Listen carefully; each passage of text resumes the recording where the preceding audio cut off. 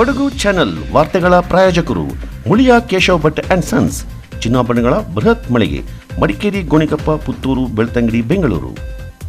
ಹೋಮ್ಸ್ಕೇಪ್ furnitures, ಕೊಡಗಿಗೆ ಸಮೀಪದ ವಿಶಾಲವಾದ ಮಳಿಗೆ, ಪಯ್ಯಾವೂರ್, ಕೇರಳ.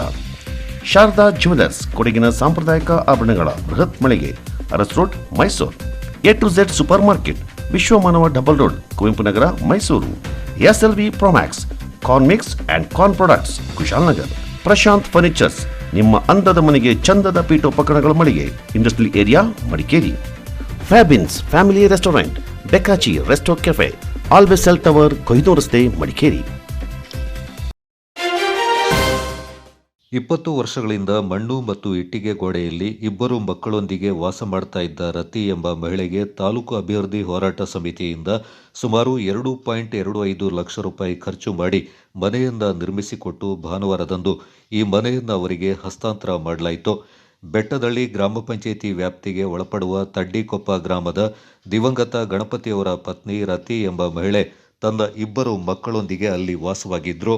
ಇವರ ಗಂಡ ತೀರಿಕೊಂಡು 21 ವರ್ಷ ಕಳೆದಿದ್ದು ತನ್ನ ಇಬ್ಬರ ಮಕ್ಕಳ ಏಳಿಗೆಗಾಗಿ ಹಗಲು ರಾತ್ರಿ ಶ್ರಮಿಸುತ್ತಾ ಬರ್ತಾ ಇದ್ದಾರೆ. ಈ ಗ್ರಾಮದಲ್ಲಿ ವರ್ಷಕ್ಕೆ 350 ಇಂಚು ಮಳೆಯಾಗ್ತಾ ಇದ್ದು ಜೀವನ ನಡೆಸುವುದೇ ದುಸ್ತರವಾಗಿದೆ. ಅಲ್ಲದೆ ಈ ಪ್ರದೇಶವು ಪುಷ್ಪಗಿರಿ ವನ್ಯಧಾಮಕ್ಕೆ ಅಂಟಿಕೊಂಡಿದ್ದು ಸೂಕ್ಷ್ಮ ಪ್ರದೇಶವಾಗಿದೆ. ಬೆಟ್ಟದಳ್ಳಿ ಮುಖ್ಯ ರಸ್ತೆಯಿಂದ 7 ಕಿಲೋಮೀಟರ್ ಒಳಗಡೆ ಈ ಗ್ರಾಮವಿದ್ದು ಈ ಗ್ರಾಮದಲ್ಲಿ 5 ಕುಟುಂಬಗಳು ವಾಸವಾಗಿವೆ. ಇಲ್ಲಿಗೆ ಯಾವುದೇ ಮುಖ್ಯ ರಸ್ತೆ ಹಾಗೂ ವಾಹನಗಳ ಸೌಲಭ್ಯವಿಲ್ಲ. ಈ ಗ್ರಾಮಕ್ಕೆ ತೆರಳುವ ದಾರಿಯಲ್ಲೇ ಕುಮಾರಧಾರ ನದಿ ಹಾದು ಹೋಗಿದ್ದು ಇತ್ತೀಚಿನ ದಿನಗಳಲ್ಲಷ್ಟೇ ನೆಲಮಟ್ಟದ ಸೇತುವೆ ನಿರ್ಮಾಣ ಮಾಡಲಾಗಿದೆ. ಹಿಂದೆ ತೊಟ್ಟಿಲು ಪಾಲದಲ್ಲಿ ಈ ನದಿಯನ್ನು ದಾಟುವ ಕಷ್ಟ ಎದುರಾಗಿತ್ತು ಎನ್ನುತ್ತಾರೆ ಇಲ್ಲಿಂದ ಸ್ಥಳೀಯರು. ಈ ಗ್ರಾಮಕ್ಕೆ ಮೂಲಭೂತ ಸೌಕರ್ಯಗಳ ಕೊರತೆ ಎದ್ದು ಕಾಣ್ತಾ ಇದ್ದು ದಿನನಿತ್ಯದ ಬದುಕಿನ ಎಲ್ಲ ಗೋಳಾಟದ ನಡುವೆಯೂ ಈ ಕುಗ್ರಾಮದ ರತಿ ಛಲ ಬಿಡದೆ ತನ್ನ ಇಬ್ಬರು ಮಕ್ಕಳಿಗೆ ಉತ್ತಮ ವಿದ್ಯಾಭ್ಯಾಸವನ್ನು ಕೊಡಿಸ್ತಾ ಇದ್ದಾರೆ. ಇವರ ಶ್ರಮಕ್ಕೆ ಬೆನ್ನೆಲುಬಾಗಿ ನಿಂತ ಸೋಮವಾರಪೇಟೆಯ ತಾಲೂಕು ಅಭಿವೃದ್ಧಿ ಹೋರಾಟ ಸಮಿತಿ ಮಹಿಳಾ ಸಬಲೀಕರಣದ ದೃಷ್ಟಿಯನ್ನ ಮುಂದಿಟ್ಟುಕೊಂಡು ಈ ಕುಟುಂಬಕ್ಕೆ ಬದುಕಿನ ಬುನಾದಿಯನ್ನ ಕಟ್ಟಿಕೊಟ್ಟಿದ್ದಾರೆ. ಈ ಮನೆ ಹಸ್ತಾಂತರ ಕಾರ್ಯಕ್ರಮಕ್ಕೆ ಶಾಸಕರಾದ ಡಾಕ್ಟರ್ ಮಂತ್ರಗೌಡ ಭಾಗಿಯಾಗಿದ್ದು ಕುಟುಂಬಕ್ಕೆ ಶುಭ ಹಾರೈಸಿದರು. ನಮ್ಮ ತಾಲೂಕಿನ ಹೋರಾಟ ಸಮಿತಿಯ ನನಗೆ ಕಳೆದ ವಾರ ಬಂದು ಸರ್ ಡಾಕ್ಟ್ರೇ ಈ ಥರ ಒಂದು ಕೆಲಸ ಮಾಡಿದ್ದೀವಿ, ಈ ಥರ ಪಾಪ ನಮ್ಮ ಬಡ ಕುಟುಂಬಸ್ಥರಿಗೆ ಅವರು ಮನೆಯಲ್ಲಿ ಯಾರೂ ಇಲ್ದಿದ್ದಂಥ ಸಂದರ್ಭದಲ್ಲಿ ಅವ್ರ ತಾಯಿನೇ ಈ ಮನೇನ ಅಂದರೆ ಒಂದು ರೀತಿಲಿ ಮಟ್ಟಕ್ಕೆ ತಂದು ಪ್ಲಸ್ ಮಕ್ಕಳನ್ನ ಓದಿಸಿ ನಾನಂದರೆ ನೋಡಿ ಅಧ್ಯಕ್ಷರೇ ನಾನೇ ಬರ್ತೀನಿ ಅಲ್ಲಿಗೆ ನೋಡ್ಕೊಂಬರ್ಲಿಕ್ಕೆ ನಾವು ಒಂದು ಅವಕಾಶ. ಯಾಕಂತಂದರೆ ಈ ಥರ ಸಮಸ್ಯೆಗಳು ಈ ಥರ ಘಟನೆಗಳು ಊರಲ್ಲಿ ತುಂಬ ಜನ ಇರ್ತಾರೆ, ಮಾತ್ರ ನಾವು ಕಣ್ಣಾರೆ ನೋಡಲಿಲ್ಲ ಅಂದರೆ ಅರ್ಥ ಮಾಡ್ಕೊಳ್ಳೋಕ್ಕೆ ನಾವು ಆ ಥರ ಅಂದರೆ ಒಂದು ರೀತಿಲಿ ನಾವು ವೈಫಲ್ಯ ಆಯ್ತೀವಿ. ಅದಕ್ಕೋಸ್ಕರ ಅದೇನಾದಾಗಲಿ ಶನಿವಾರ ಬಂದೇ ಬರ್ತೀನಿ. ಸ್ವತಂತ್ರ ದಿನಾಚರಣೆ ಕಾರ್ಯಕ್ರಮ ಮುಗಿಸಿ ಮಡಿಕೇರಿಲಿ ಶನಿವಾರ ಮಾಡ್ಕೊಡ್ತೀವಿ ಅಂತ ಸ್ವಲ್ಪ ತಡವಾಗಿದ್ಕೂ ಮಾತ್ರ ಮಳೆನೂ ನೀವು ಹೇಳ್ದಂಗೆ ನಮಗೆ ಆ ಮಟ್ಟಕ್ಕೆ ಕೈ ಜೋಡಿಸ್ತಾ ಇಲ್ಲ. ಮಾತ್ರ ನೀವು ಹೇಳ್ದಂಗೆ ಈ ಕಡೆ ವಾತಾವರಣದಲ್ಲಿ 300 ಇಂಚ್ ಮಳೆನೇ ಒಂದು ರೀತಿಲಿ ಆ್ಯಾವ್ರೇಜ್ ಆಗಿ ಬಂದ್ಬಿಟ್ಟಿದೆ. ಆ ವಿಚಾರದಲ್ಲಿ ಈ ಭಾಗದಲ್ಲಿ ಒಂದು ಮನೆನ ನಾನು ಫೋಟೋ ತೋರಿಸಿದ್ರು, ಬಿಫೋರ್ ಆ್ಯಂಡ್ ಆಫ್ಟರ್ ಫೋಟೋ ತೋರಿಸಿದಂಥ ಸಂದರ್ಭದಲ್ಲಿ ನಮ್ಮ ತಾಲೂಕು ಹೋರಾಟ ಸಮಿತಿಯ ಎಲ್ಲ ಪದಾಧಿಕಾರಿಗಳು ಅಧ್ಯಕ್ಷರ ನೇತೃತ್ವದಲ್ಲಿ ಒಂದು ಉತ್ತಮ ಕೆಲಸ ಮಾಡವ್ರೆ. ಈ ಥರ ಸಮಸ್ಯೆಗಳು ನಾವು ಒಂದು ರೀತಿಲಿ ವೈಫಲ್ಯ ಆಗಿದ್ದೀವಿ ಅಂತ ನಾವು ಒಪ್ಕೋಬೇಕಾಗತ್ತೆ. ಯಾಕಂತಂದರೆ ನಾವು ರಾಜಕಾರಣಿಗಳು ಎಲ್ಲನೂ ಮಾಡ್ತೀವಿ ಅಂತ ನಾವು ಹೇಳೋದು ನಾವು ದೇವ್ರುಗಳಲ್ಲ. ಈ ಥರ ಕಾರ್ಯಕ್ರಮದಲ್ಲಿ ಸಾರ್ವಜನಿಕರಿಗೆ ಸಹಾಯ ಮಾಡೋಂಥ ಕೆಲಸ ಹಲವಾರು ಸಂಘಟನೆಗಳು ಮಾಡ್ತಾರೆ. ತಾಲೂಕು ಹೋರಾಟ ಸಮಿತಿಯ ನಿರಂತರ ಮಾಡ್ಕೊಂಡು ಬರ್ತಾಯಿದ್ರೆ ನಾವು ನಮ್ಮ ಗರ್ವಾಲೆ ಸೂರ್ಲಭಿ ಭಾಗದಲ್ಲಿ ಪಾಪ ಆ ಹುಡುಗಿ ಅವತ್ತು ನಿಮಗೆ ಗೊತ್ತು, ಅಲ್ಲಿ ನಾವು ಒಂದು ರೀತಿಯಲ್ಲಿ ಎಲ್ಲರೂ ಸೇರಿಕೊಂಡು ಒಂದು ಮನೆ ಕಟ್ಸೋಕ್ಕೆ ಒಂದು ಜವಾಬ್ದಾರಿ ತೊಗೊಂಡು ಆ ಥರದಲ್ಲಿ ನೀವು ಹೇಳ್ದಂಗೆ ಮಾನವೀಯತೆ ಲೆಕ್ಕದಲ್ಲೂ ನಾವು ಕೆಲಸ ಮಾಡಬೇಕು. ಎಲ್ಲ ಕಡೆಯಲ್ಲಿ ಎಲ್ಲಿ ಓಟ್ ಬರ್ತದೆ ಅಂತ ಮುಖ್ಯ ಅಲ್ಲ, ಅದ್ರ ಜೊತೆಲೂ ಒಂದು ರೀತಿಯಲ್ಲಿ ಮಾನವೀಯತೆ ಲೆಕ್ಕದಲ್ಲಿ ನಾವು ಕೆಲಸ ಮಾಡಿದ್ರೆ ಈ ಥರ ದೇವರು ನಮಗೂ ಅನುಕೂಲ ಮಾಡ್ಕೋತಾರೆ. ಪ್ಲಸ್ ನೀವು ಹೇಳ್ದಂಗೆ ಆ ಫ್ಯಾಮಿಲಿ ಆ ಪಾಪ ಆ ತಾಯಿ 21 ವರ್ಷ ತ್ಯಾಗ ಮಾಡಿಕೊಂಡು ಇವ್ರ ಮಕ್ಕಳನ್ನ ಅದು ಉತ್ತಮ ಸ್ಥಾನದಲ್ಲಿ ಒಬ್ಬರು MBA ಓದ್ತಾವ್ರೆ, ಒಬ್ಬರು MBA ಓದಲಿಕ್ಕೆ ಆಸೆ ಪಡ್ತಾವ್ರೆ. ಕೊತ್ತನಹಳ್ಳಿ ಗ್ರಾಮದ ತಡ್ಡಿಕೊಪ್ಪ ಅಂತ ಹೇಳುವಂಥ ಒಂದು ಪ್ಲೇಸಲ್ಲಿ ಎಲ್ಲರೂ ಸೇರಿದ್ದೀವಿ. ಸೋಮವಾರಪೇಟೆ ತಾಲೂಕು ಅಭಿವೃದ್ಧಿ ಹೋರಾಟ ಸಮಿತಿ ಮತ್ತು ಮಾನ್ಯ ಜನಪ್ರಿಯ ಶಾಸಕರು ಮಡಿಕೇರಿ ಕ್ಷೇತ್ರ ಡಾಕ್ಟರ್ ಮಂತ್ರಗೌಡ ಅವರು, ಹಾಗೆಯೇ ನಮ್ಮ ಸ್ಥಳೀಯ ನಾಯಕರು ಲೋಕೇಶ್ ಅಣ್ಣವರಿದ್ದಾರೆ, ಹಾಗೆ ನಾವೆಲ್ಲರೂ ಸ್ನೇಹಿತರುಗಳು ಸೇರಿ ಒಂದು ಆಗಸ್ಟ್ 15ಕ್ಕೆ ನಾವು ಸ್ವತಂತ್ರ ದಿನ ಅಂತ ಹೇಳುವಂಥ ಒಂದು ಆಚರಣೆನ ಮಾಡ್ತಾಯಿದ್ದೀವಿ. 79 ವರ್ಷ ಆಗಿದೆ ನಮ್ಮ ದೇಶಕ್ಕೆ ಸ್ವತಂತ್ರ ಬಂದು. ಆದರೆ ಈ ಸಂದರ್ಭದಲ್ಲಿ ಪ್ರತಿಯೊಬ್ಬರಿಗೂ ಮೂಲಭೂತ ಸೌಕರ್ಯಗಳು ಸಿಗಬೇಕು ಅಂತ ಹೇಳುವಂಥ ಒಂದು ನಿಟ್ಟಿನಲ್ಲಿ ನಾವು ಒಂದು ಮಹಿಳಾ ಸಬಲೀಕರಣ ಅಂತ ಹೇಳುವಂಥ ಒಂದು ಥೀಮನ್ನು ಇಟ್ಟುಕೊಂಡು ಮಹಿಳೆ ಒಂದು 21 ವರ್ಷದಿಂದ ತಮ್ಮ ಯಜಮಾನರನ್ನ ಕಳ್ಕೊಂಡು ಮಕ್ಕಳನ್ನ ಓದಿಸ್ತಂಥ ಪರಿ ಅವರು ಮಕ್ಕಳಿಗೋಸ್ಕರನೇ ನಮ್ಮೆಲ್ಲ ಜೀವನನ ತ್ಯಾಗ ಮಾಡಿ ಮಕ್ಕಳನ್ನ MBA ಓದಿಸುವಂಥ ಕೆಲಸ ಮಾಡಿದ್ದಾರೆ, 2 ಗಂಡು ಮಕ್ಕಳನ್ನ. ಅದಕ್ಕೋಸ್ಕರ ಇಲ್ಲಿ ತನಕ ಮನೆ ಇಟ್ಟಿಗೆಯಲ್ಲಿ ಕಟ್ಟಿದಂಥ ಮಣ್ಣಿಟ್ಟಿಗೆಯಲ್ಲಿ ಕಟ್ಟಿದಂಥ ಮನೆನ ದುರಸ್ತಿ ಮಾಡೋದಕ್ಕೂ ಕೂಡ ಆಗಿರೋದಿಲ್ಲ. ಫ್ಲೋರಿಂಗ್ ಇಲ್ಲದೆ, ಪ್ಲಾಸ್ಟ್ರಿಂಗ್ ಇಲ್ಲದೆ, ಕಿಟಕಿಗೆ ಒಂದು ಗ್ಲಾಸ್ ಹಾಕ್ಕೊಳ್ದೆ ಈ ಮನೆಯಲ್ಲೇ ಜೀವನ ಸಾಗಿಸ್ತಾ ಇರ್ತಾರೆ. ಅಂಥ ಮನೆಯನ್ನು ನಾವು ಅವ್ರನ್ನ ಒಬ್ಬ ರೈತ ಮಹಿಳೆಯನ್ನು ಹೇಗಾದರೂ ಮಾಡಿ ಸಬಲರಾಗಿ ಮಾಡಬೇಕು. ನಮ್ಮ ದೇಶಕ್ಕೆ ಪ್ರತಿಯೊಬ್ಬ ಮಹಿಳೆಯೂ ಅವರ ಕಾಲ ಮೇಲೆ ಅವರು ನಿಂತುಕೊಂಡು ನಮ್ಮ ದೇಶ ಅಭಿವೃದ್ಧಿ ಆಗಬೇಕಂತ ಹೇಳಿದರೆ ನಾವೆಲ್ಲ ಕೈ ಜೋಡಿಸಿ ಮುಂದೆ ತರಬೇಕಂತ ಹೇಳುವಂಥ ಒಂದು ಯೋಚನೆಯನ್ನು ಇಟ್ಕೊಂಡು ಈ ಮನೆಯನ್ನು ಹೇಗಾದರೂ ಮಾಡಿ ದುರಸ್ತಿ ಮಾಡಿ ನಾವು ಅವರಿಗೆ ಕೊಡಬೇಕಂತ ಹೇಳಿ ತಾಲೂಕು ಅಭಿವೃದ್ಧಿ ಹೋರಾಟ ಸಮಿತಿಯಿಂದ ಕೈ ಜೋಡಿಸಿದ್ವಿ. ನಮ್ಮೆಲ್ಲ ಸ್ನೇಹಿತರು ಪದಾಧಿಕಾರಿಗಳು ಸೇರಿ ಇವತ್ತು ಈ ಮನೆಯನ್ನು ಒಂದು ಗೃಹ ಪ್ರವೇಶದ ರೀತಿಯಲ್ಲೇ ನಾವಿವತ್ತು ಸೆಲೆಬ್ರೇಟ್ ಮಾಡುವಂಥ ಕೆಲಸನ ಮಾಡಿದ್ದೀವಿ. ಮತ್ತು ಅಲ್ಲಿಂದ ಸಮಸ್ಯೆಗಳನ್ನು ಕಂಡು ಮೊದಲಿಗೆ ಆದಷ್ಟು ಬೇಗ ಉತ್ತಮ ರಸ್ತೆ ಕಲ್ಪಿಸಿಕೊಡುವುದಾಗಿ ಭರವಸೆ ನೀಡಿದರು. ಮಾಡಿದಂಥ ಸೋಮವಾರಪೇಟೆ ತಾಲೂಕು ಅಭಿವೃದ್ಧಿ ಸಮಿತಿಯಿಂದ ನನಗೆ ಮನೆ ಚೆನ್ನಾಗಿ ಮಾಡಿಕೊಟ್ಟಿದ್ದಾರೆ. ಫಸ್ಟು ನಾನು ಮಣ್ಣಿನ ಮನೆಯಲ್ಲಿದ್ದೆ, ಅದು ನೋಡಿ ನನಗೆ ಒಂದು ಅಚ್ಚುಕಟ್ಟಾದ ಮನೆ ಮಾಡಿಕೊಟ್ಟಿದ್ದಾರೆ. ಒಂದು ರೈತ ಮಹಿಳೆ ಅಂತ ಹೇಳಿ ಸನ್ಮಾನನೂ ಕೂಡ ಮಾಡಿದ್ದಾರೆ. ಆಮೇಲೆ 1 ಲಕ್ಷ ಕೊಟ್ಟು ನನಗೆ ಮನೆಗೆ ಅಂತ ಸಹಾಯ ಮಾಡಿದ್ದಾರೆ. ತುಂಬ ಧನ್ಯವಾದಗಳು ಹೇಳ್ತೇನೆ. ನಾನು ಆವತ್ತು ನಿಮ್ಮ ಸ್ಟೇಜ್ ನಾನು ಯಾವತ್ತೂ ಹತ್ತಿದ್ದಿಲ್ಲ, ನಾನು ನರ್ವಸ್ ಆಗಿದ್ದೆ. ನಾನು ಯಾವತ್ತೂ ಮೈಕನ ಹಿಡ್ಕೊಂಡಿದ್ದಿಲ್ಲ. ನಾನು ಯಾವತ್ತು ಕತ್ತಿ ಗುದ್ಲಿ ಅಂತ ನಾನು ಕೆಲಸ ಮಾಡಿದವಳು. ನಾನು ಭಯಪಟ್ಟಿದ್ದೆ. ತುಂಬ ಜನರ ಮಧ್ಯೆ ಒಳ್ಳೊಳ್ಳೆ ಸಾಧನೆ ಮಾಡಿದವರ ಮಧ್ಯೆ ನನ್ನ ಕೂರಿಸಿ ಒಂದು ರೈತ ಮಹಿಳೆ ಅಂತ ಸನ್ಮಾನ ಮಾಡಿದ್ದೀರ. ನಮ್ಮ ಎಲ್ಲರಿಗೂ ನನ್ನ ಕಡೆಯಿಂದ ನಮಸ್ಕಾರಗಳು ಹೇಳ್ತೀನಿ. ಈ ಸಂದರ್ಭ ತಾಲೂಕು ಅಭಿವೃದ್ಧಿ ಹೋರಾಟ ಸಮಿತಿ ಅಧ್ಯಕ್ಷ ಅರುಣ್ ಕೊತ್ನಳ್ಳಿ, ಉಪಾಧ್ಯಕ್ಷ KN ದೀಪಕ್, ಕಾರ್ಯದರ್ಶಿ ಆದರ್ಶ್ ಮತ್ತಿತರ ಪ್ರಮುಖರು ಪಾಲ್ಗೊಂಡಿದ್ದರು. ದುಷ್ಯಂತ್ ಕುಮಾರ್, ಕೊಡಗು ಚಾನಲ್, ಸೋಮವಾರಪೇಟೆ. ವಿರೋಧ ಪಕ್ಷದ ನಾಯಕರು ಹಾಗೂ ರಾಷ್ಟ್ರೀಯ ಕಾಂಗ್ರೆಸ್ ಪಕ್ಷದ ನಾಯಕರಾದ ರಾಹುಲ್ ಗಾಂಧಿ ಅವರು ಬಿಚ್ಚಿಟ್ಟ ದೇಶ ಕಂಡ ಅತಿ ದೊಡ್ಡ ಮತಗಳ್ಳತನವನ್ನು ವಿರೋಧಿಸಿ ಕರ್ನಾಟಕ ಪ್ರದೇಶ ಯುವ ಕಾಂಗ್ರೆಸ್ ರಾಜ್ಯವ್ಯಾಪಿ ನಡೆಸ್ತಾ ಇರುವ ಮತಗಳ್ಳತನ ನಿಲ್ಲಿಸಿ ಸ್ಟಿಕ್ಕರ್ ಅಭಿಯಾನ ವಿರಾಜಪೇಟೆ ವಿಧಾನಸಭಾ ಕ್ಷೇತ್ರದ ಮಟ್ಟದಲ್ಲಿ ಕ್ಷೇತ್ರ ಯುವ ಕಾಂಗ್ರೆಸ್ ಅಧ್ಯಕ್ಷರಾದ ರಕ್ಷಿತ್ ಚಂಗಪ್ಪ ಅವರ ಅಧ್ಯಕ್ಷತೆಯಲ್ಲಿ ಜಿಲ್ಲಾಧ್ಯಕ್ಷರಾದ ಜಮ್ಮಡ ಸೋಮಣ್ಣ, ವಿರಾಜಪೇಟೆ ಬ್ಲಾಕ್ ಯುವ ಕಾಂಗ್ರೆಸ್ ಅಧ್ಯಕ್ಷ ಸೈಯದ್ ಶಬೀರ್, ಪೊನ್ನಂಪೇಟೆ ಬ್ಲಾಕ್ ಯುವ ಕಾಂಗ್ರೆಸ್ ಅಧ್ಯಕ್ಷ ಧ್ಯಾನ್ ದೇವಯ್ಯ ಹಾಗೂ ನಾಪಕ್ಲು ಬ್ಲಾಕ್ ಯುವ ಕಾಂಗ್ರೆಸ್ ಅಧ್ಯಕ್ಷ ಹಂಸ ಅವರ ನೇತೃತ್ವದಲ್ಲಿ ತಾರೀಕು 18ರಂದು ವಿರಾಜಪೇಟೆ ನಗರದಲ್ಲಿ ನಡೆಯಿತು. ಯುವ ಕಾಂಗ್ರೆಸ್ನ ವಿರಾಜಪೇಟೆ, ನಾಪಕ್ಲು, ಪೊನ್ನಂಪೇಟೆ ಬ್ಲಾಕ್ನ ಎಲ್ಲ ಪದಾಧಿಕಾರಿಗಳು ಕಾರ್ಯಕ್ರಮದಲ್ಲಿ ಪಾಲ್ಗೊಂಡಿದ್ದರು. ವಿರಾಜಪೇಟೆ ದೊಡ್ಡಟ್ಟಿ ಚೌಕಿಯಿಂದ ಗಡಿಯಾರ ಕಂಬದವರೆಗೆ ಮೆರವಣಿಗೆ ನಡೆಸಿದ ಕಾರ್ಯಕರ್ತರು ನಂತರ ಗಡಿಯಾರ ಕಂಬದ ಬಳಿ ಕೇಂದ್ರ ಸರ್ಕಾರದ ವಿರುದ್ಧ ಘೋಷಣೆಗಳನ್ನು ಕೂಗಿದ್ರು.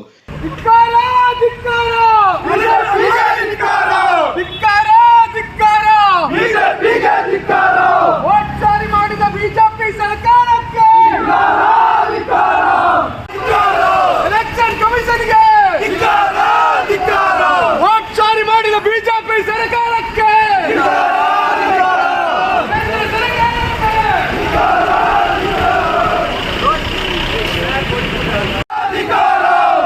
ಕೇಂದ್ರ ನರೇಂದ್ರ ಮೋದಿ ಸರ್ಕಾರಕ್ಕೆ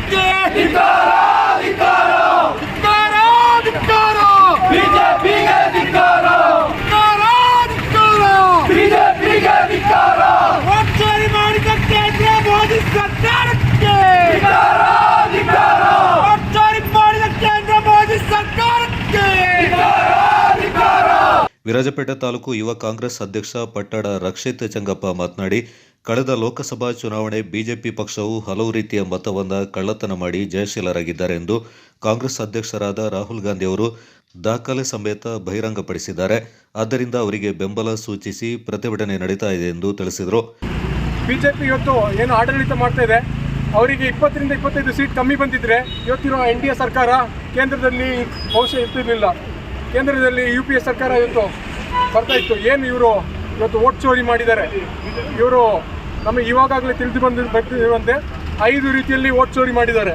ಒಂದು ಬಂದು ಡೂಪ್ಲಿಕೇಟ್ ವೋಟರ್ಸ್ ಒಂದು, ಇನ್ನೊಂದು ಫೇಕ್ ಅಡ್ರೆಸ್ ಅಂದರೆ ಮನೆ ನಂಬರ್ 0, ಬಹುಶಃ ಇಡೀ ದೇಶದಲ್ಲಿ ನಾವ್ಯಾರು ನೋಡಿರಲ್ಲ. ಮನೆ ನಂಬರ್ 0 ಅಂತ ಹಾಕಿರೋದು. ಇವಾಗ ಆಗಲೇ ಕರ್ನಾಟಕ ಪ್ರದೇಶ ಯೂತ್ ಕಾಂಗ್ರೆಸ್ ಅಧ್ಯಕ್ಷರು ಬೆಂಗಳೂರು ಸೆಂಟ್ರಲ್ ಲೋಕಸಭಾ ಕ್ಷೇತ್ರದಲ್ಲಿ ಮಾಡಿರೋ ತನಿಖೆ ಪ್ರಕಾರ ಸುಮಾರು 1 ಲಕ್ಷಕ್ಕಿಂತ ಅಧಿಕ ವೋಟ್ ಡಿಫ್ರೆನ್ಸಸ್ ಕಂಡು ಬಂದಿದೆ. ಅದರಲ್ಲಿ ಹಲವಾರು ವೋಟ್ಗಳಲ್ಲಿ ಫೇಕ್ ಅಡ್ರೆಸಸ್, ಮನೆ ನಂಬರ್ 0 ಅಂತಿದೆ. ಇನ್ನೊಂದು ಬಲ್ಕ್ ವೋಟರ್ಸ್ ಅಂತ ಇದೇನೆಂದರೆ ಒಂದು ಸಣ್ಣ 1 BHK ಇಲ್ಲ 2 BHKಯಲ್ಲಿ ಸುಮಾರು 60ರಿಂದ 80 ವೋಟರ್ಸ್ನ ಕಂಡು ಬಂದಿದೆ. ಇದು ಹೇಗೆ ಅಂತ ಸುಮಾರು ಹಲವಾರು ಮೀಡಿಯಾಗಳು ಹೋಗಿ ತನಿಖೆ ಮಾಡಿದೆ. ಅದರಲ್ಲೂ ಸಿಕ್ಕಿಬಿದ್ದಿದೆ ಇದು ಫೇಕ್ ವೋಟರ್ಸ್ನ ಹೆಂಗೆ ಇದು ಮಾಡ್ತಾರೆ ಅಂತ. ಇನ್ನೊಂದು ಬಲ್ಕ್ ವೋಟರ್ಸ್, ಇನ್ನೊಂದು ಬಂದುಬಿಟ್ಟು ಇನ್ವ್ಯಾಲಿಡ್ ಫೋಟೋಸ್ ಏನಂದರೆ ನಮಗೆ ಬಹುಶಃ ಫೋಟೋವನ್ನು ಐಡೆಂಟಿಫೈ ಮಾಡೋಕ್ಕಾಗಲ್ಲ ವೋಟ್ರ್ ಯಾರು ಅಂತ. ಇಲ್ಲ ಅಂದರೆ ಫೋಟೋನ ತುಂಬ ಚಿಕ್ಕದಾಗಿ ಹಾಕಿದ್ದಾರೆ, ಅದು ಕಾಣ್ತಾ ಇಲ್ಲ. ಇದು ಜಿಲ್ಲಾ ಯುವ ಕಾಂಗ್ರೆಸ್ ಅಧ್ಯಕ್ಷ ಜಮ್ಮಡ ಸೋಮಣ್ಣ ಮಾತನಾಡಿ, ಮುಂದಿನ ದಿನಗಳಲ್ಲಿ ಬಿಜೆಪಿ ಪಾರದರ್ಶಕವಾಗಿ ಚುನಾವಣೆಯಲ್ಲಿ ಸ್ಪರ್ಧಿಸಲು ಮನವಿ ಮಾಡಿದರು. ಇವತ್ತು ನರೇಂದ್ರ ಮೋದಿ ಕೇಂದ್ರ ಸರ್ಕಾರಕ್ಕೆ ನಾಚಿಕೆ ಮಾನ ಮರ್ಯಾದೆ ಏನಾದರೂ ಇದ್ದರೆ ಕೂಡಲೇ ರಾಜೀನಾಮೆಯನ್ನು ಕೊಟ್ಟು ಹೋಗ್ಬೇಕು ಅವರು. ಯಾಕಂತ ಹೇಳಿದ್ರೆ ಇವತ್ತು ವೋಟ್ ಚೋರಿಯನ್ನು ಮಾಡುತ್ತಾ ಇವತ್ತು ದೇಶಾದ್ಯಂತ ಅವರಿಗೆ ಬಹುಮತ ಇಲ್ಲ. ಇವತ್ತು ಕಳ್ಳ ಮತವನ್ನು ಪಡ್ಕೊಂಡು ಪ್ರತಿ ಒಂದು ಮತ ಅದು 8-10 ಮತವಾಗಿ ಬದಲಾವಣೆ ಮಾಡಿಕೊಂಡು ಇವತ್ತು ಅವರ ಅಧಿಕಾರವನ್ನು ವಹಿಸಿದ್ದಾರೆ. ಇವತ್ತು ನಾಚಿಕೆ ಮಾನವತೆ ಪ್ರತಿಯೊಂದು ವಿಷಯದಲ್ಲಿ ಆಗಿರ್ಬೋದು. ಏನು ಹೈವೇ ಅಂತ ಹೇಳ್ತಾರೆ, ಒಂದು ಹೈವೇ ಮಾಡಿದ್ರೆ 1 ವರ್ಷ ಬರೋಲ್ಲ. ಒಂದು ಟಾಲರನ್ನು ಕಟ್ಟಿದ್ರೆ 5 ತಿಂಗಳು ಬರೋಲ್ಲ. ಒಂದು ಏರ್ಪೋರ್ಟ್ ಮಾಡಿದ್ರೆ 2 ವರ್ಷ ಬರೋಲ್ಲ. ಈ ಜನರು ಏನು ಟ್ಯಾಕ್ಸ್ ಪೇ ಮಾಡ್ತಾರೆ, ಈ ಟ್ಯಾಕ್ಸಿಗೂ ಸಹ ಅನ್ಯಾಯವಾಗ್ತಾ ಇದೆ. ಇವತ್ತು ನಾವು ಏನು ಬರೀ ವಿರಾಜ್ಪೇಟಲ್ಲಿ ನಾವು ಪ್ರತಿಭಟನೆ ಮಾಡಿದ್ದೀವಿ. ಮುಂದಿನ ದಿನಗಳಲ್ಲಿ ಪ್ರತಿಯೊಂದು ಗಲ್ಲಿ ಆಗಿರ್ಬೋದು, ಬೂತ್ ಮಟ್ಟದಲ್ಲಿ ಆಗಿರ್ಬೋದು, ಇಡೀ ಕೊಡಗಾದ್ಯಂತ ನಾವು ಪ್ರತಿಭಟನೆ ಒಂದು ಮಾಡ್ತೀವಿ. ಇವತ್ತು ನಾಚಿಕೆ ಮಾನವತೆ ಸ್ವಲ್ಪ ಅದು ಕೇಂದ್ರ ಸರ್ಕಾರಕ್ಕಿದ್ರೆ ಗೃಹ ಮಂತ್ರಿ ಆದಂಥ ಅಮಿತ್ ಶಾ ಇರ್ಬೋದು, ಮೋದಿ ಕೂಡಲೇ ರಾಜೀನಾಮೆಯನ್ನು ಕೊಟ್ಟು ಹೋಗಬೇಕು. ಪೊನ್ನಂಪೇಟೆ ಯುವ ಕಾಂಗ್ರೆಸ್ ಪಕ್ಷದ ಅಧ್ಯಕ್ಷರಾದ ದೇವಯ್ಯ ಮಾತನಾಡಿ, ಕೇಂದ್ರ ಬಿಜೆಪಿ ಸರ್ಕಾರ ಕಳ್ಳ ಮತದಾನ ಮಾಡಿಕೊಂಡು ಗೆಲುವು ಸಾಧಿಸಿದ್ದು ತಮ್ಮ ಸ್ಥಾನಕ್ಕೆ ರಾಜೀನಾಮೆ ನೀಡಿ ಎಂದು ಪ್ರತಿಭಟನೆಯಲ್ಲಿ ತಿಳಿಸಿದರು. ನಾವು ದಯವಿಟ್ಟು ಇಲೆಕ್ಷನ್ ಚುನಾವಣೆ ಏನಿದೆ ಟ್ರಾನ್ಸ್ಪರೆಂಟ್ ಆಗಿ ಮಾಡಿ. ಇದೊಂದು ಪ್ರಜಾಪ್ರಭುತ್ವ ಹಾಗೂ ಡಾಕ್ಟರ್ ಬಾಬಾ ಸಾಹೇಬ್ ಅಂಬೇಡ್ಕರ್ ಅವರು ಕೊಟ್ಟಿರುವಂಥ ಸಂವಿಧಾನದ ಅಡಿಯಲ್ಲಿ ಒಂದು ಸಾಂವಿಧಾನಿಕ ಪದ್ಧತಿ ಇಟ್ಕೊಂಡು ತಾವು ಚುನಾವಣೆ ಮಾಡಬೇಕಾಗಿದೆ. ನಾವು ಈ ಥರ ಕಳ್ಳ ಕೆಲಸವನ್ನು ಮಾಡಿಕೊಂಡು ತಾವು ಅಧಿಕಾರ ಬರೋದಾದರೆ ಆ ಒಂದು ಚುನಾವಣೆಗೂ ಹಾಗೂ ಸಂವಿಧಾನಕ್ಕೆ ಬೆಲೆ ಇರೋದಿಲ್ಲ. ಅದಕ್ಕೋಸ್ಕರ ನಾವು ಈ ಮೂಲಕ ಈ ಹೋರಾಟದ ಮೂಲಕ ನಮಗೆ ಏನು ಮೆಸೇಜ್ ಕೊಡಲಿಕ್ಕೆ ನಾವು ಇಚ್ಛಿಸ್ತೇವೆ ಅಂದರೆ ತಾವು ಚುನಾವಣೆಯನ್ನು ಬದ್ಧತೆಯಿಂದ ಮಾಡಿ. ಜಿಲ್ಲಾ ಯುವ ಕಾಂಗ್ರೆಸ್ ಉಪಾಧ್ಯಕ್ಷ ಉಬೇದ್ ನಾಪಕ್ಲು, ನೂರಾರು ಕಾಂಗ್ರೆಸ್ ಕಾರ್ಯಕರ್ತರು ಪ್ರತಿಭಟನೆಯಲ್ಲಿ ಪಾಲ್ಗೊಂಡಿದ್ದರು.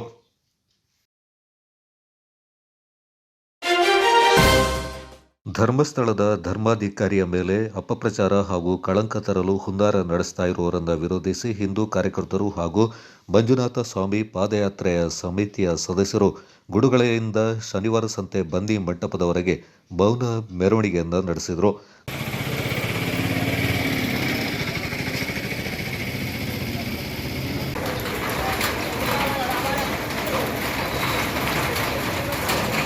ನಂತರ ಪ್ರತಿಭಟನಾಕಾರರನ್ನು ಉದ್ದೇಶಿಸಿ ಮಾತನಾಡಿದ ಹಿಂದೂ ಮುಖಂಡ SN ರಘು, ಇಂದು ಭಯೋತ್ಪಾದನೆ ಸಂಘಟನೆಯ ಸಂಬಂಧ ಹಾಗೂ ಈ ಹಿಂದೆ ಅನೇಕ ಭಯೋತ್ಪಾದಕ ಚಟುವಟಿಕೆಯಲ್ಲಿ ತೊಡಗಿದ್ದ ಮಟ್ಟಣ್ಣ ಹಾಗೂ ತಿಮ್ಮರೋಡಿ ಸೇರಿದಂತೆ ಇನ್ನಿತರರು ನಿರಂತರ ಹಿಂದೂ ದೇವಾಲಯ ಮತ್ತು ಹಿಂದೂ ಹೋರಾಟಗಾರರಿಂದ ತುಳಿಯಲು ಪ್ರಯತ್ನ ಪಡ್ತಾ ಇದ್ದಾರೆ.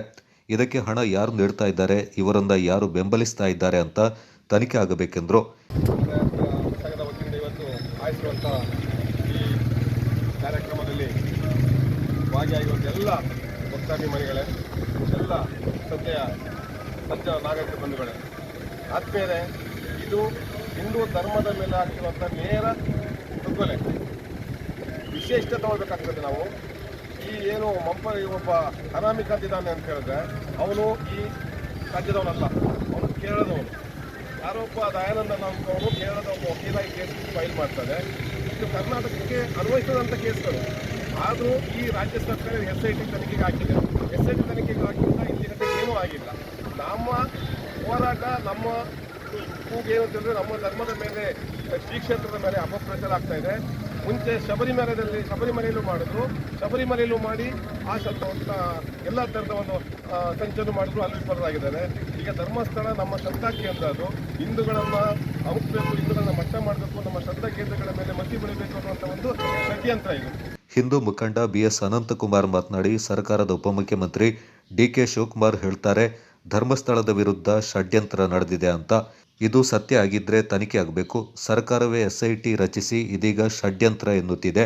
ತಕ್ಷಣ ಮಧ್ಯಂತರ ವರದಿ ಸಾರ್ವಜನಿಕರ ಮುಂದೆ ಇಡಲಿ ಎಂದರು. ಆದರೆ ಡಿ.ಕೆ. ಶಿವಕುಮಾರ್ ಒಂದು ಸರ್ಕಾರದ ಉಪಮುಖ್ಯಮಂತ್ರಿಯಾಗಿ ಒಂದು ಸ್ಟೇಟ್ಮೆಂಟ್ ಕೊಟ್ಟಿದ್ದಾರೆ. ತಾವೆಲ್ಲ ಗಮನಿಸಬೇಕಾದಂಥ ಅಂಶ, ಧರ್ಮಸ್ಥಳದ ಬಗ್ಗೆ ಷಡ್ಯಂತ್ರ ನಡೀತಾ ಇದೆ. ಧರ್ಮಸ್ಥಳದ ಬಗ್ಗೆ ಷಡ್ಯಂತ್ರ ನಡೀತಾ ಇದ್ರೆ ಉಪಮುಖ್ಯಮಂತ್ರಿಗಳೇ ನೀವು ಸರ್ಕಾರನ ಯಾಕೆ ನಡೆಸ್ತಾ ಇದ್ದೀರಾ? ರಾಜೀನಾಮೆ ಕೊಟ್ಟು ಮನೆಗೆ ಹೋಗಿ. ಒಂದು ಸರ್ಕಾರನೇ ಷಡ್ಯಂತ್ರನ ಒಪ್ಕೊಂತ ಇದೆ ಅಂತ ಅಂದಮೇಲೆ ರಾಜ್ಯ ಸರ್ಕಾರನೇ SIT ತನಿಖೆಗೆ ಒಳಪಡಿಸಿದೆ ಅಂತ ಅಂದರೆ ರಾಜ್ಯ ಸರ್ಕಾರದ ಉಪಮುಖ್ಯಮಂತ್ರಿ ಆದವರ ಕೆಲಸ ಏನು? ಅವರೇ ಒಪ್ಕೊಂಡಿದ್ದಾರೆ ಧರ್ಮಸ್ಥಳದ ಮೇಲೆ ನಡೀತಾ ಇದೆ ಷಡ್ಯಂತ್ರ ಅಂತ. ಈಗ ನೆನ್ನೆ ಅಲ್ಲಿ ಕಾಂಗ್ರೆಸ್ನ MLAಗಳೇ ಹೇಳ್ತಿದ್ದಾರೆ, ನಾವು ಧರ್ಮಸ್ಥಳ ಚಲೋ 29ನೇ ತಾರೀಕಿಗೆ ಮಾಡ್ತೀವಿ ಅಂತ. ಇದೆಲ್ಲ ಷಡ್ಯಂತ್ರ ನಡೀತಾ ಇರೋದು ಆಡಳಿತಾರೂಢ ಪಕ್ಷಕ್ಕೆ ತಿಳಿದಿದ್ರೂ ಕೂಡ ಯಾಕೆ ಕಣ್ಣ ಮುಚ್ಚಾಲೆ ಆಡ್ತಾ ಇದ್ದಾರೆ? ಒಂದು SIT ಒಂದು ಪೊಲೀಸ್ ಇಲಾಖೆಯಾಗೆ ಒಂದು ಬುರುಡೆ ಇಟ್ಕೊಂಡು ಇದ್ರ ಮುಖಾಂತರ ಬಂದು ಇವತ್ತು ನಾನು ಊತಾಕಿರೋ ಶವಗಳನ್ನ ನಾನು ತೋರಿಸ್ತೇನೆ ಅಂತ ಒಂದು ಬುರುಡೆ ಪುರಾಣವನ್ನು ಹಾಕೊಂಡು ಬಂದು ಇವತ್ತು ಧರ್ಮಸ್ಥಳ ಹಾಗೂ ಧರ್ಮಸ್ಥಳದ ವೀರೇಂದ್ರ ಹೆಗಡೆ ಅವರಿಗೆ ಮಂಜುನಾಥ ಸ್ವಾಮಿಯ ಮೇಲೆ ಇರ್ತಕ್ಕಂಥ ಭಕ್ತಾದಿಗಳ ನಂಬಿಕೆಯ ಮೇಲೆ ಇವತ್ತು ನೇರವಾಗಿ ಇವತ್ತು ತಪ್ಪು ಮಾಡಿದ್ದಾರೆ ಅಂತ ಈ ಒಂದು ಪಾದಯಾತ್ರೆಯನ್ನು ಹಮ್ಮಿಕೊಂಡಿದ್ದೀವಿ. ಯಾಕಂದ್ರೆ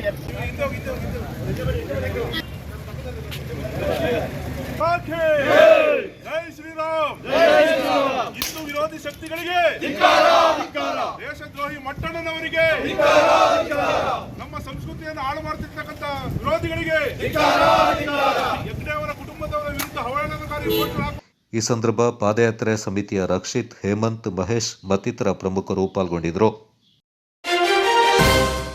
ಯುವಕನೋರ್ವ ತಾನು ಕೆಲಸ ಮಾಡ್ತಾ ಇದ್ದ ಸ್ಥಳದಲ್ಲಿ ಕಾಣೆಯಾಗಿದ್ದು ಆತ್ಮಹತ್ಯೆ ಮಾಡಿಕೊಂಡಿರುವ ಶಂಕೆಯ ಹಿನ್ನೆಲೆ ಪೊಲೀಸರು ನಾಪತ್ತೆ ಪ್ರಕರಣವನ್ನು ದಾಖಲಿಸಿ ತನಿಖೆಯನ್ನು ಕೈಗೊಂಡಿದ್ದಾರೆ.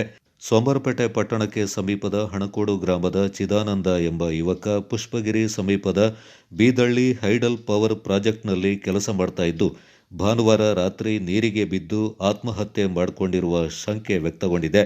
ತನಗೆ ಜೀವನದಲ್ಲಿ ಜಿಗುಪ್ಸೆ ಉಂಟಾಗಿದ್ದು ಆತ್ಮಹತ್ಯೆ ಮಾಡಿಕೊಳ್ತಾ ಇದ್ದೇನೆ ಎಂದು ಸ್ನೇಹಿತರಿಗೆ ಮೆಸೇಜ್ ಮಾಡಿದ್ದು ಸ್ಥಳದಲ್ಲಿರುವ CCTV ಕ್ಯಾಮೆರಾದಲ್ಲಿ ಆತ ನೀರಿನ ಕಡೆಗೆ ಹೋಗ್ತಾ ಇರುವ ದೃಶ್ಯ ಕಂಡುಬಂದಿದೆ ಎಂದು ವೃತ್ತ ನಿರೀಕ್ಷಕ ಮುದ್ದು ಮಾದೇವ ತಿಳಿಸಿದ್ದಾರೆ. ಸ್ಥಳಕ್ಕೆ ಪೊಲೀಸರು, ಅಗ್ನಿಶಾಮಕ ದಳದ ಸಿಬ್ಬಂದಿಗಳು, ಮುಳುಗು ತಜ್ಞರು ತೆರಳಿದ್ದು ಮಳೆ ಹೆಚ್ಚಾಗಿ ಬೀಳ್ತಾ ಇರುವುದರಿಂದ ನೀರಿನ ಹರಿವು ಹೆಚ್ಚಾಗಿದ್ದು ಮೃತದೇಹದ ಹುಡುಕಾಟಕ್ಕೆ ತೊಡಕಾಗಿದೆ ಎನ್ನಲಾಗಿದೆ. ನೀರಿನ ಹರಿವು ಹೆಚ್ಚಾಗಿ ವಿದ್ಯುತ್ ಉತ್ಪಾದನಾ ಘಟಕದ ಗೇಟ್ ತೆರೆದಿದ್ದರೆ ಮಲ್ಲಹಳ್ಳಿ ಜಲಪಾತದ ಮೂಲಕ ಮೃತದೇಹ ಹೊರಹೋಗಿರುವ ಸಾಧ್ಯತೆ ಇದೆ ಎಂದು ಸ್ಥಳೀಯರು ಆತಂಕ ವ್ಯಕ್ತಪಡಿಸಿದ್ದಾರೆ.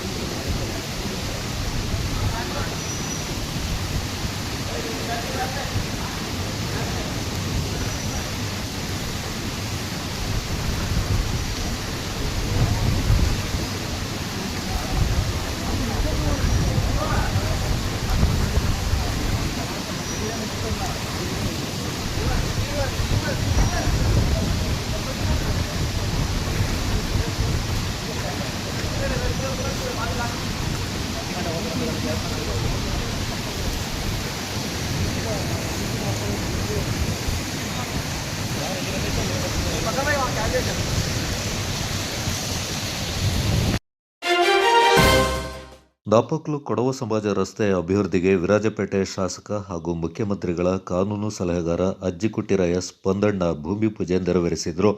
ಅತ್ಯಂತ ಜನಸಂಚಾರ ಹಾಗೂ ವಾಹನ ದಟ್ಟಣೆ ಇರುವ ಈ ರಸ್ತೆ ಹದಗೆಟ್ಟಿರುವುದರಿಂದ ಮನಗಂಡ ಶಾಸಕರು 20 ಲಕ್ಷ ರೂಪಾಯಿ ಅನುದಾನದಲ್ಲಿ ಈ ರಸ್ತೆಯ ಉನ್ನತೀಕರಣ ಮಾಡಲು ಅನುದಾನವನ್ನು ನೀಡಿದರು.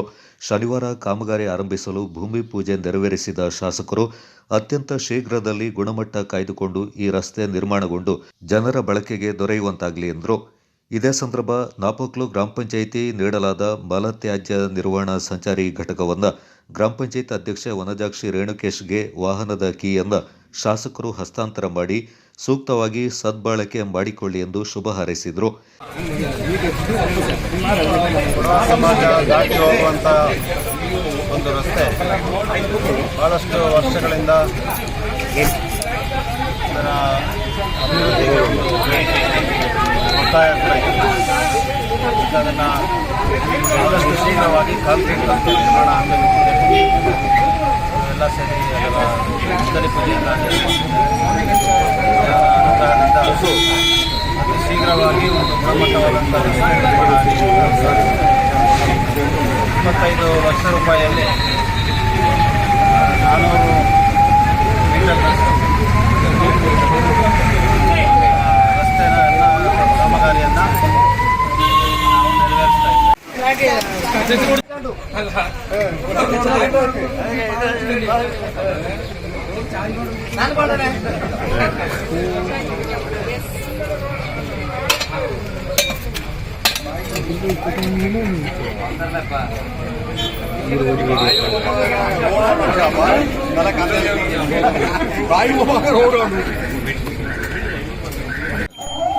ಆ ಕಡೆ ಬನ್ನಿ, ಅಲ್ಲಿಗೆ ಹೋಗಿ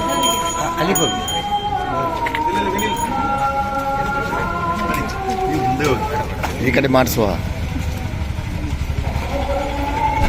ಸಂಪರ್ಕ ಅಭಿವೃದ್ಧಿಯನ್ನು ನಮ್ಮ ಶಾಸಕರ ಗಮನಕ್ಕೆ ತಂದಾಗ ನಮ್ಮ ಶಾಸಕರು ಸುಮಾರು 10 ಲಕ್ಷದ ಕಾಮಗಾರಿಯನ್ನು ಮೊದಲು ಕೊಟ್ಟಿದ್ದಾರೆ. ಪುನಃ 2ನೇ ಬಾರಿ ನಾವು ಕೇಳಿಕೊಂಡ ಮೇರೆಗೆ ಸುಮಾರು 25 ಲಕ್ಷದ ಕಾಮಗಾರಿಯನ್ನು ಈ ಕಾಂಕ್ರೀಟ್ ರಸ್ತೆ ಉದ್ಘಾಟನೆಗೆ ನಮ್ಮ ಶಾಸಕರು ಆಗಮಿಸಿದ್ದಾರೆ. ಇವರಿಗೆ ನಮ್ಮ ಸೇರಿದಂತಹ ಎಲ್ಲ ಗ್ರಾಮ ಪಂಚಾಯತ್ ಸದಸ್ಯರು ಹಾಗೂ ನಮ್ಮ ಕೊಡ ಸಮಾಜ ವತಿಯಿಂದ ಅವರಿಗೆ ಸ್ವಾಗತವನ್ನು ಕೋರುತ್ತಾ ಶಾಸಕರು ಮಾಡಿದಂತಹ ಈ ಅಭಿವೃದ್ಧಿ ಕಾರ್ಯಕ್ಕೆ ದೇವರು ಅವರಿಗೆ ಒಳ್ಳೆಯ ಅಭಿವೃದ್ಧಿಗಳನ್ನು ಮಾಡಲಿ ಎಂದು ದೇವರಲ್ಲಿ ಪ್ರಾರ್ಥಿಸುತ್ತಾ ಈ ಸಂದರ್ಭ ಗ್ರಾಮ ಪಂಚಾಯತ್ ಅಧ್ಯಕ್ಷೆ ವನಜಾಕ್ಷಿ ರೇಣುಕೇಶ್, ಸದಸ್ಯರಾದ Machettira Kushalappa, Arun Beba, Hemavathi, Arun, Pradeep BM, Ahmed TA, Saba Thimbaiah, Ismail KA, panchayat ಅಭಿವೃದ್ಧಿ ಅಧಿಕಾರಿ ಚೋಂದಕ್ಕಿ, ಸಿಬ್ಬಂದಿಗಳು, ಕೊಡವ ಸಮಾಜದ ಅಧ್ಯಕ್ಷ ಮುಂಡಂಡ ಸಿ ನಾಣಯ್ಯ ಹಾಗೂ ನಿರ್ದೇಶಕರು, ಮಹಿಳಾ ಪರಿಷತ್ನ ಅಧ್ಯಕ್ಷೆ ನಿಶಾ ಮೇದಪ್ಪ ಹಾಗೂ ನಿರ್ದೇಶಕರು, ಕ್ರೀಡಾ ಮತ್ತು ಸಾಂಸ್ಕೃತಿಕ ಸಂಘದ ಅಧ್ಯಕ್ಷ ಬಿದ್ದಾಟಂಡ ತಮ್ಮಯ್ಯ, ಮೇರಿ ಚಿಟ್ಟಿಯಪ್ಪ, ಸದಸ್ಯರು, ಜಿಲ್ಲಾ ಗ್ಯಾರಂಟಿ ಅನುಷ್ಠಾನ ಸಮಿತಿ ಅಧ್ಯಕ್ಷ ಧರ್ಮಜ ಉತ್ತಪ್ಪ, ಬಾಚಮಂಡಲ ಚಿಣ್ಣಪ್ಪ, ನಾಪಕ್ಲು ಯೂತ್ ಕಾಂಗ್ರೆಸ್ ಅಧ್ಯಕ್ಷ ಸಿರಾಜ್ ಮತ್ತಿತರ ಪ್ರಮುಖರು ಪಾಲ್ಗೊಂಡಿದ್ದರು. Kodagu channel news, Duggala Sadananda, Napoklu. ಜಾತ್ಯತೀತ ಪಕ್ಷವೆಂದು ಘೋಷಿಸಿಕೊಂಡು ಬಿಜೆಪಿಯೊಂದಿಗೆ ಗುರುತಿಸಿಕೊಂಡಿರುವ ಜೆಡಿಎಸ್ನ ಅಲ್ಪಸಂಖ್ಯಾತರ ಘಟಕಕ್ಕೆ ಅಲ್ಪಸಂಖ್ಯಾತರ ಅಭಿವೃದ್ಧಿಯ ಬಗ್ಗೆ ಮತ್ತು ಜನಪರ ಕಾಳಜಿಯ ಕಾಂಗ್ರೆಸ್ ವಿರುದ್ಧ ಮಾತನಾಡುವ ನೈತಿಕತೆ ಇಲ್ಲವೆಂದು ಕೊಡಗು ಜಿಲ್ಲಾ ಕಾಂಗ್ರೆಸ್ ಸಮಿತಿ ಅಲ್ಪಸಂಖ್ಯಾತರ ಘಟಕ ತೀವ್ರ ಅಸಮಾಧಾನ ವ್ಯಕ್ತಪಡಿಸಿದೆ. ನಗರದಲ್ಲಿ ಸುದ್ದಿಗೋಷ್ಠಿಯಲ್ಲಿ ಮಾತನಾಡಿದ ಕಾಂಗ್ರೆಸ್ ಅಲ್ಪಸಂಖ್ಯಾತರ ಘಟಕದ ಜಿಲ್ಲಾಧ್ಯಕ್ಷ ಪಿಎ ಹನೀಫ್ ಅವರು, ನೆಲಕಚ್ಚಿರುವ ಜೆಡಿಎಸ್ ಪಕ್ಷದಲ್ಲಿ ತಮ್ಮ ಸ್ಥಾನವನ್ನು ಭದ್ರ ಮಾಡಿಕೊಳ್ಳುವ ಉದ್ದೇಶದಿಂದ ಅಲ್ಪಸಂಖ್ಯಾತರ ಘಟಕದ ಅಧ್ಯಕ್ಷರು ಶಾಸಕರ ವಿರುದ್ಧ ಬಾಲಿಶ ಹೇಳಿಕೆಗಳನ್ನು ನೀಡ್ತಾ ಇದ್ದಾರೆಂದು ಆರೋಪಿಸಿದರು. ಜಿಲ್ಲೆಯ 2 ಕ್ಷೇತ್ರಗಳಲ್ಲಿ ವಿದ್ಯಾವಂತ ಯುವ ಶಾಸಕರಿದ್ದಾರೆ. ಎಲ್ಲ ವರ್ಗದ ಜನರನ್ನ ಸಮಾನವಾಗಿ ವಿಶ್ವಾಸದಿಂದ ಕಾಣ್ತಾ ಇದ್ದಾರೆ. ಹಿಂದೆಂದೂ ಕಂಡು ಕೇಳರಿಯದ ರೀತಿಯಲ್ಲಿ ಅನುದಾನವನ್ನು ತಂದು 2 ಕ್ಷೇತ್ರಗಳಲ್ಲಿ ಅಭಿವೃದ್ಧಿ ಕಾರ್ಯವನ್ನು ಮಾಡ್ತಾ ಇದ್ದಾರೆ. ಇದನ್ನು ಸಹಿಸದ ಜೆಡಿಎಸ್ ಅಲ್ಪಸಂಖ್ಯಾತರ ಘಟಕ ಇಲ್ಲಸಲ್ಲದ ಆರೋಪಗಳನ್ನು ಮಾಡ್ತಾ ಇದೆ ಎಂದು ಹೇಳಿದರು. ಶಾಸಕ ಡಾಕ್ಟರ್ ಮಂತರಗೌಡ ಅವರು ಮಡಿಕೇರಿ ವಿಧಾನಸಭಾ ಕ್ಷೇತ್ರಕ್ಕೆ ಇಲ್ಲಿಯವರೆಗೆ 1,800 ಕೋಟಿ ರೂಪಾಯಿ ಅನುದಾನವನ್ನು ತಂದಿದ್ದಾರೆ. ಅಲ್ಪಸಂಖ್ಯಾತರು ಹೆಚ್ಚಿನ ಸಂಖ್ಯೆಯಲ್ಲಿ ವಾಸ ಮಾಡ್ತಾ ಇರುವ ನೆಲ್ಲಿಹುದಿಕೇರಿ ಗ್ರಾಮ ಪಂಚಾಯಿತಿ ವ್ಯಾಪ್ತಿಯಲ್ಲಿ 1.25 ಕೋಟಿ ರೂಪಾಯಿಗಳ ಕಾಮಗಾರಿ ಮತ್ತು ಹೊಸಕೋಟೆ ಗ್ರಾಮ ಪಂಚಾಯಿತಿ ವ್ಯಾಪ್ತಿಯಲ್ಲಿ 2 ಕೋಟಿ ರೂಪಾಯಿಗಳ ಕಾಮಗಾರಿ ನಡೆದಿದೆ ಎಂದರು. ವಿರಾಜಪೇಟೆ ವಿಧಾನಸಭಾ ಕ್ಷೇತ್ರಕ್ಕೆ ಶಾಸಕ ಎಸ್ ಪೊನ್ನಣ್ಣ ಅವರು 1,266 ಕೋಟಿ ರೂಪಾಯಿ ಅನುದಾನವನ್ನು ಒದಗಿಸಿದ್ದಾರೆ. ನಿರಾಶ್ರಿತರಿಗೆ 1,395 ಮನೆಗಳ ನಿರ್ಮಾಣಕ್ಕೆ ಮುಂದಾಗಿದ್ದು, ಕೆಲವು ಮನೆಗಳು ಪೂರ್ಣಗೊಂಡಿವೆ.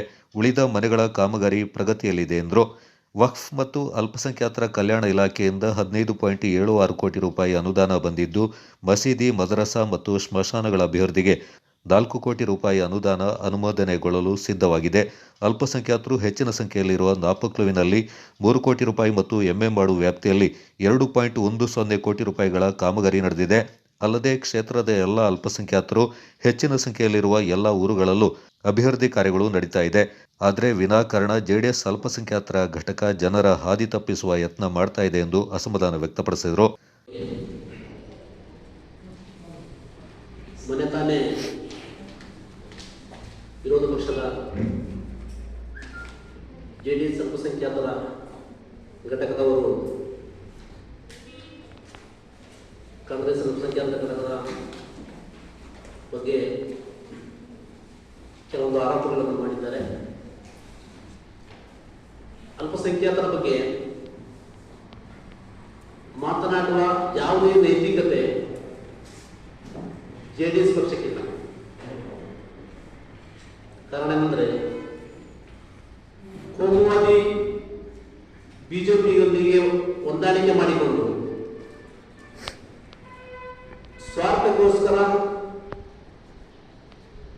ಸಮುದಾಯ ತಂದಿಟ್ಟುಕೊಂಡು ಇವತ್ತು JDS ಅಲ್ಪಸಂಖ್ಯಾತರ ಘಟಕ ಎಂಬ ಕೋಮುವಾದಿ ಬಿಜೆಪಿಯೊಂದಿಗೆ ಹೊಂದಾಣಿಕೆ ಮಾಡಿಕೊಂಡ ಈ ಒಂದು ಘಟಕವೇ ಒಂದು ಹಾಸ್ಯಾಸ್ಪದ. ಅದೇ ರೀತಿ ವಕ್ಫ್ ಬೋರ್ಡ್ ವಿಷಯದಲ್ಲಿ ಅಧಿಕಾರ ಇದ್ದಾಗ ಸಹಜವಾಗಿಯೇ ಒಂದು ಹುದ್ದೆಗಳು ಬಂದಾಗ ಪ್ರಯತ್ನಗಳಿರುತ್ತೆ ನಾಯಕರಲ್ಲಿ, ಅದಂತೂ ಸಹಜ, ಅದು ನಮ್ಮ ಆಂತರಿಕ ವಿಷಯ. ಈ ವಿಷಯದಲ್ಲಿ ಯಾವುದೇ ಗೊಂದಲಗಳಿಲ್ಲ. ಸಭೆಗಳು ಎಲ್ಲಿ ನಡೀಬೇಕು, ಯಾವ ರೀತಿ ನಡೀಬೇಕು ಎನ್ನುವುದು ನಮ್ಮ ಪಕ್ಷಕ್ಕೆ ಬಿಟ್ಟಂತ ವಿಚಾರ. ಅಲ್ಪಸಂಖ್ಯಾತರ ಘಟಕ ವತಿಯಿಂದ ನಡೆದ ಸಭೆಯಲ್ಲಿ ನಮ್ಮ ಅಭಿಪ್ರಾಯವನ್ನು ಹೈಕಮಾಂಡ್ಗೆ ತಿಳಿಸುವಂತ ಕೆಲಸ ಆಗಿದೆ. ಮುಂದಿನ ದಿನಗಳಲ್ಲಿ ಆ ಒಂದು ಹುದ್ದೆಯು ಹೈಕಮಾಂಡ್ ತೀರ್ಮಾನ ತಗೊಂಡ್ರೆ ಎಲ್ಲರನ್ನು ಸ್ವಾಗತ ಮಾಡ್ತಾರೆ. ಅದೇ ರೀತಿ ಕೊಡಗು ಜಿಲ್ಲೆಯ 2 ಶಾಸಕರು, ಯುವ ಶಾಸಕರು, ಇನ್ನೆಂದೂ ಕಂಡರಿಯದ ಕೊಡಗು ಜಿಲ್ಲೆ ಇನ್ನೆಂದೂ ಕಾಣದ ಅಭಿವೃದ್ಧಿಯನ್ನು ಮಾಡಿದ್ದಾರೆ.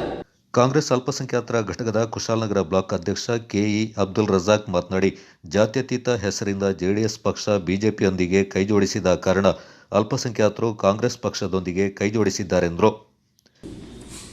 ಜಿಲ್ಲೆಯ ಜನತೆಗೆ ಅದು 100ಕ್ಕೆ 100 ತಿಳುವಳಿಕೆ ಆಗಿದೆ. ಒಳ್ಳೆ ಮುತ್ತರತ್ನಗಳನ್ನು ನಾವು ಆಯ್ಕೆ ಮಾಡಿದ್ದೀವಿ ಅಂತ. ಎಲೆಕ್ಷನ್ಗಿಂತ ಮುಂಚೆ ಅವರು ಮಾಡಿದ ವಾಗ್ದಾನಗಳಿಗಿಂತ ಮಿಗಿಲಾಗಿ ಅವರು ಕೆಲಸವನ್ನು ಮಾಡ್ತಿದ್ದಾರೆ. ಅವರು ಮೊದಲೇ ವಾಗ್ದಾನ ಮಾಡಿದರು, ನಮ್ಮ ಈ ಕ್ಷೇತ್ರವನ್ನು, ನಮ್ಮ ಈ ಕೊಡಗು ಜಿಲ್ಲೆಯನ್ನು ಒಂದು ಮಾದರಿ ಕ್ಷೇತ್ರವನ್ನಾಗಿ ಮಾಡ್ತೀವಿ ಅಂತ. ಆ ವಾಗ್ದಾನಕ್ಕಿಂತ ಮಿಗಿಲಾಗಿ ಅವರು ಕೆಲಸವನ್ನು ಮಾಡ್ತಿದ್ದಾರೆ. ಜನತಾದಳದ ಪದಾಧಿಕಾರಿಗಳಿಗೆ ಕಾಂಗ್ರೆಸ್ ಪಕ್ಷದಲ್ಲಿ ಕೂರಿಸಿಕೊಂಡಿರ್ತಕ್ಕಂಥ ಅಲ್ಪಸಂಖ್ಯಾತರನ್ನ ಟೀಕಿಸ್ತಕ್ಕಂಥ ಯಾವುದೇ ನೈತಿಕತೆ JDS ಪಕ್ಷಕ್ಕಿಲ್ಲ. JDS ಇವತ್ತು ಜಿಲ್ಲೆಯಲ್ಲಿ ನಾಮಾವಶೇಷಗೊಂಡಿರ್ತಕ್ಕಂಥ ಪಕ್ಷ. ಅದರ ಪಳೆಯುಳಿಕೆ ಮಾತ್ರ ಅಲ್ಲಿ ನಮಗೆ ಕಾಣಲಿಕ್ಕೆ ಸಾಧ್ಯ. ಇವತ್ತು ಜಿಲ್ಲೆಯಲ್ಲಿ JDS ಅನ್ನ ದುರ್ಬೀನು ಹಿಡ್ಕೊಂಡು ಹುಡುಕಬೇಕಾದ ಸ್ಥಿತಿಯಲ್ಲಿ ಆ ಪಕ್ಷ ಇದೆ. ಅದು ಅಸ್ತಿತ್ವವಾಗಿ ಹೆಣಗಾಡ್ತಾ ಇರ್ತಕ್ಕಂಥ ಪಕ್ಷ. ಈ ಇವತ್ತು ಅಸ್ತಿತ್ವವನ್ನ ಉಳಿಸ್ಕೊಳ್ಳಿಕ್ಕಾಗಿ ಅದು ಇವತ್ತು ಕೋಮುವಾದಿ ಬಿಜೆಪಿಯೊಂದಿಗೆ ಕೈ ಜೋಡಿಸಿರ್ತಕ್ಕಂಥದ್ದು.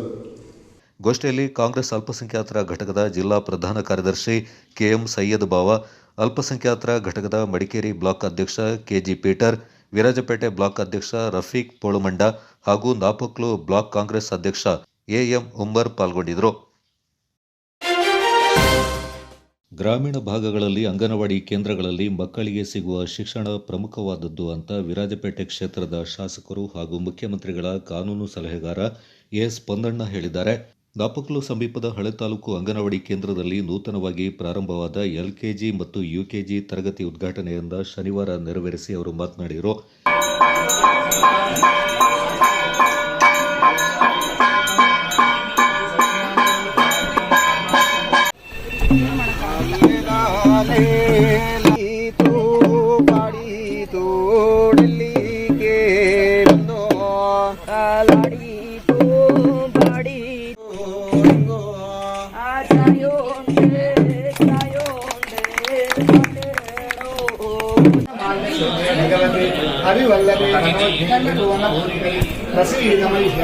विष्णुभक्तिं क्षमा देवी माधवी माधवप्रिया लक्ष्मीं प्रसकीं भूमि नमा लक्षितां नरा आनन्दगर्धमा श्रीदा विक्रीता इत्यविष्टता विशेषवित्राक्षा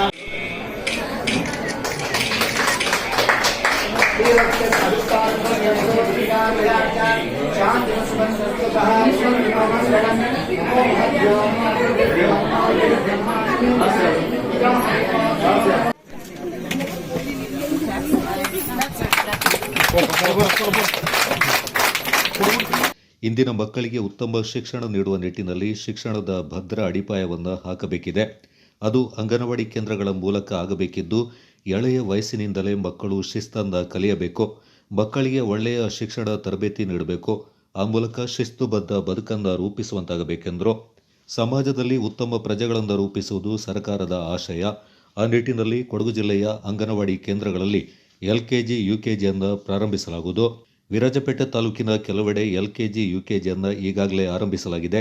ಮಡಿಕೇರಿ ತಾಲೂಕಿನ ನಾಪೋಕ್ಲುವಿನಲ್ಲಿ ಇದೀಗ ಅಂಗನವಾಡಿ ಕೇಂದ್ರದಲ್ಲಿ ಅಧಿಕೃತವಾಗಿ LKG, UKGಯನ್ನು ಪ್ರಾರಂಭಿಸಲಾಗಿದ್ದು, ಗ್ರಾಮೀಣ ಭಾಗದ ಮಕ್ಕಳು ಇದರ ಪ್ರಯೋಜನವನ್ನು ಪಡೆದುಕೊಳ್ಳಬೇಕೆಂದರು. ಫಾರ್ಮಲ್ ಎಜುಕೇಷನನ್ನು ಅಂಗನವಾಡಿಯಿಂದಲೇ ಪ್ರಾರಂಭಿಸಬೇಕು ಅನ್ನುವಂಥ ರೀತಿಯಲ್ಲಿ ಅದು ಶ್ಲಾಘನೀಯ ಹಾಗೂ ಸ್ವಾಗತಾರ್ಹ. LKG ಮತ್ತು UKG ಶಿಕ್ಷಣವನ್ನು ಅಂಗನವಾಡಿಯಲ್ಲಿ ನೀಡುವ ಮೂಲಕ ಮಕ್ಕಳಿಗೆ ಒಂದು ಹೊಸ ಪ್ರಾರಂಭವನ್ನು ನಮ್ಮ ರಾಜ್ಯ ಸರ್ಕಾರ ಶಿಕ್ಷಣವನ್ನು ನೀಡುವಂಥ ಜವಾಬ್ದಾರಿ ಮತ್ತು ಅಂಗನವಾಡಿಯಲ್ಲಿ ಕಾರ್ಯನಿರ್ವಹಿಸುತ್ತಿರುವಂಥ ಶಿಕ್ಷಕರು. LKGಯ KG ಕೊಠಡಿಯಿಂದ ಉದ್ಘಾಟಿಸಿದ ದಾನಿಗಳಾದ ಡಾಕ್ಟರ್ ದೇವದಾಸ್ ಮಾತನಾಡಿ, ಮಕ್ಕಳ ವಿದ್ಯಾಭ್ಯಾಸಕ್ಕೆ ನೆರವಾಗುವ ಈ ಕಾರ್ಯಕ್ರಮ ಶ್ಲಾಘನೀಯವೆಂದರು. ಗ್ರಾಮ ಪಂಚಾಯಿತಿ ಸದಸ್ಯ ಮಾಚೆಟ್ಟಿರ ಕುಶಾಲಪ್ಪ, ಸ್ಥಳದಾನಿಗಳಾದ ಕುಲ್ಲೆಟ್ಟಿರ ಚಿನ್ನವ್ವ, ದಾನಿಗಳಾದ ಡಾಕ್ಟರ್ ದೇವದಾಸ್ ಅವರನ್ನ ಅಂಗನವಾಡಿ ವತಿಯಿಂದ ಸನ್ಮಾನಿಸಿ ಗೌರವಿಸಲಾಯಿತು. ನಂತರ ಮಕ್ಕಳಿಂದ ಸಾಂಸ್ಕೃತಿಕ ಕಾರ್ಯಕ್ರಮಗಳು ಜರುಗಿದವು. ಈ ಸುಂದರ ಸಮಾರಂಭಕ್ಕೆ ಆಗಮಿಸಿದ ನಮ್ಮ ನಿಮ್ಮೆಲ್ಲರ ನೆಚ್ಚಿನ ಶಾಸಕರಾದ ಶ್ರೀಮಾನ್ ಪೊನ್ನಣ್ಣ ಸೋಲ್ ಅವರಿಗೆ ಎಲ್ಲರೂ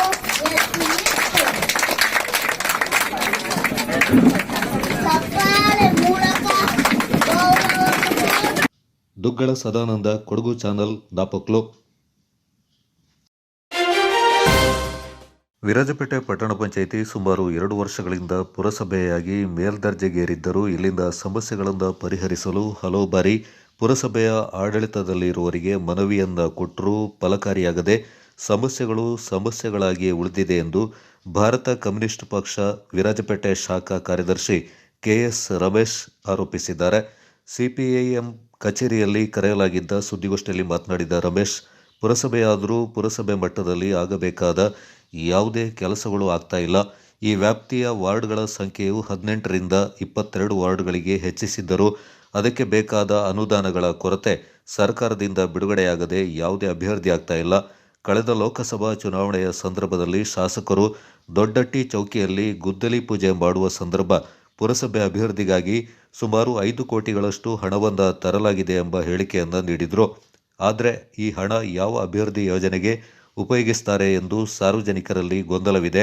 ಅನುದಾನದ ಕೊರತೆಯಿಂದಾಗಿ ಪುರಸಭಾ ವ್ಯಾಪ್ತಿಯಲ್ಲಿ ಸಿಬ್ಬಂದಿಗಳ ನೇಮಕಾತಿಗಳು ನಡೀತಾ ಇಲ್ಲ ಹಾಗೂ ಈ ಅವಧಿಯಲ್ಲಿ ಪುರಸಭೆ ವ್ಯಾಪ್ತಿಯಲ್ಲಿ ನಡೆದಿರುವ ಕಾಮಗಾರಿಗಳಲ್ಲಿ ಭ್ರಷ್ಟಾಚಾರದ ಕೂಗುಗಳು ಕೇಳಿಬರ್ತಾ ಇದೆ. ಪುರಸಭಾ ವ್ಯಾಪ್ತಿಯ ಸಮಸ್ಯೆಗಳನ್ನು ಬಗೆಹರಿಸುವಂತೆ ಒತ್ತಾಯಿಸಿದರು. ನಾಮಫಲಕವಲ್ಲದೆ ಪುರಸಭೆಯ ಅಭಿವೃದ್ಧಿ ಶೂನ್ಯವಾಗಿದೆ. ಇದರ ಬಗ್ಗೆ ಆಡಳಿತದ ವರ್ಗದಲ್ಲಿ ಕೇಳಿದರೆ ಆ ಪ್ರಕ್ರಿಯೆಗಳು ನಡೆಯುತ್ತಿದೆ ಎಂದಿರುವ ಉತ್ತರವಾಗಿದೆ.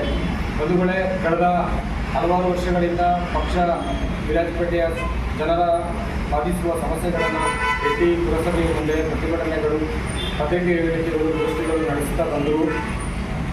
ಇವತ್ತು ನಾವು ಗಮನಿಸ್ತಿದ್ದೀವಿ, ಪುರಸಭೆಯ 2 ಮುಖ್ಯ ರಸ್ತೆಯ 2 ಬದಿಗಳಲ್ಲಿ ಹಾಕಿದಂಥ ಇಂಟರ್ಲಾಕ್ ಏನಿದೆ ಅದು ಪೂರ್ತಿ ಕೊಚ್ಚಿ ಹೋಗಿ, ಉದಾಹರಣೆಗೆ ಬಸ್ ನಿಲ್ದಾಣದಿಂದ ಕೆಳಗೆ ಅರೋಮ ಮಟನ್ ಮಾರ್ಕೆಟ್ಗೆ ಹೋಗುವ ದಾರಿಯಾದರೂ, ಈ ಮೂಕಾಂಡ ಜಂಕ್ಷನಿಂದ ದೊಡ್ಡಟ್ಟಿ ಚೌಕಿಗೆ ಬರುವುದಾದರೂ, ರಸ್ತೆ ಅಗಲೀಕರಣವಾಗಿ ನಾವು ಹೇಳುವಂತಹ ದೊಡ್ಡಟ್ಟಿ ಚೌಕಿಯಿಂದ ಪಂಚರಪೇಟೆ ಪ್ರದೇಶವರೆಗೆ 2 ಬದಿಯಲ್ಲಿ ಹಾಕಿದಂಥ ಇಂಟರ್ಲಾಕ್ಗಳು ಇಂಟರ್ಲಾಕ್ ಎಲ್ಲ ಕೊಚ್ಚಿ ತೋಡುಗಳು ಸೇರಿ ಹರಿಯುತ್ತಿರುವುದು ನಾವು ದಿನನಿತ್ಯ ಕಾಣ್ತಿದ್ದೀವಿ. ಅದೇ ರೀತಿ ಪಟ್ಟಣದ ಪುರಸಭೆಯ ಎಲ್ಲ ಪ್ರದೇಶದ ಬಹುತೇಕ ಎಲ್ಲ ಚರಂಡಿಗಳು, ಕೊಳಚೆ ನೀರುಗಳು ಅಲ್ಲೇ ನಿಂತು ದುರ್ವಾಸನೆಯೊಂದಿಗೆ ಸಾಂಕ್ರಾಮಿಕ ರೋಗಗಳು ಹರಡುವ ಭೀತಿಯಲ್ಲಿದೆ.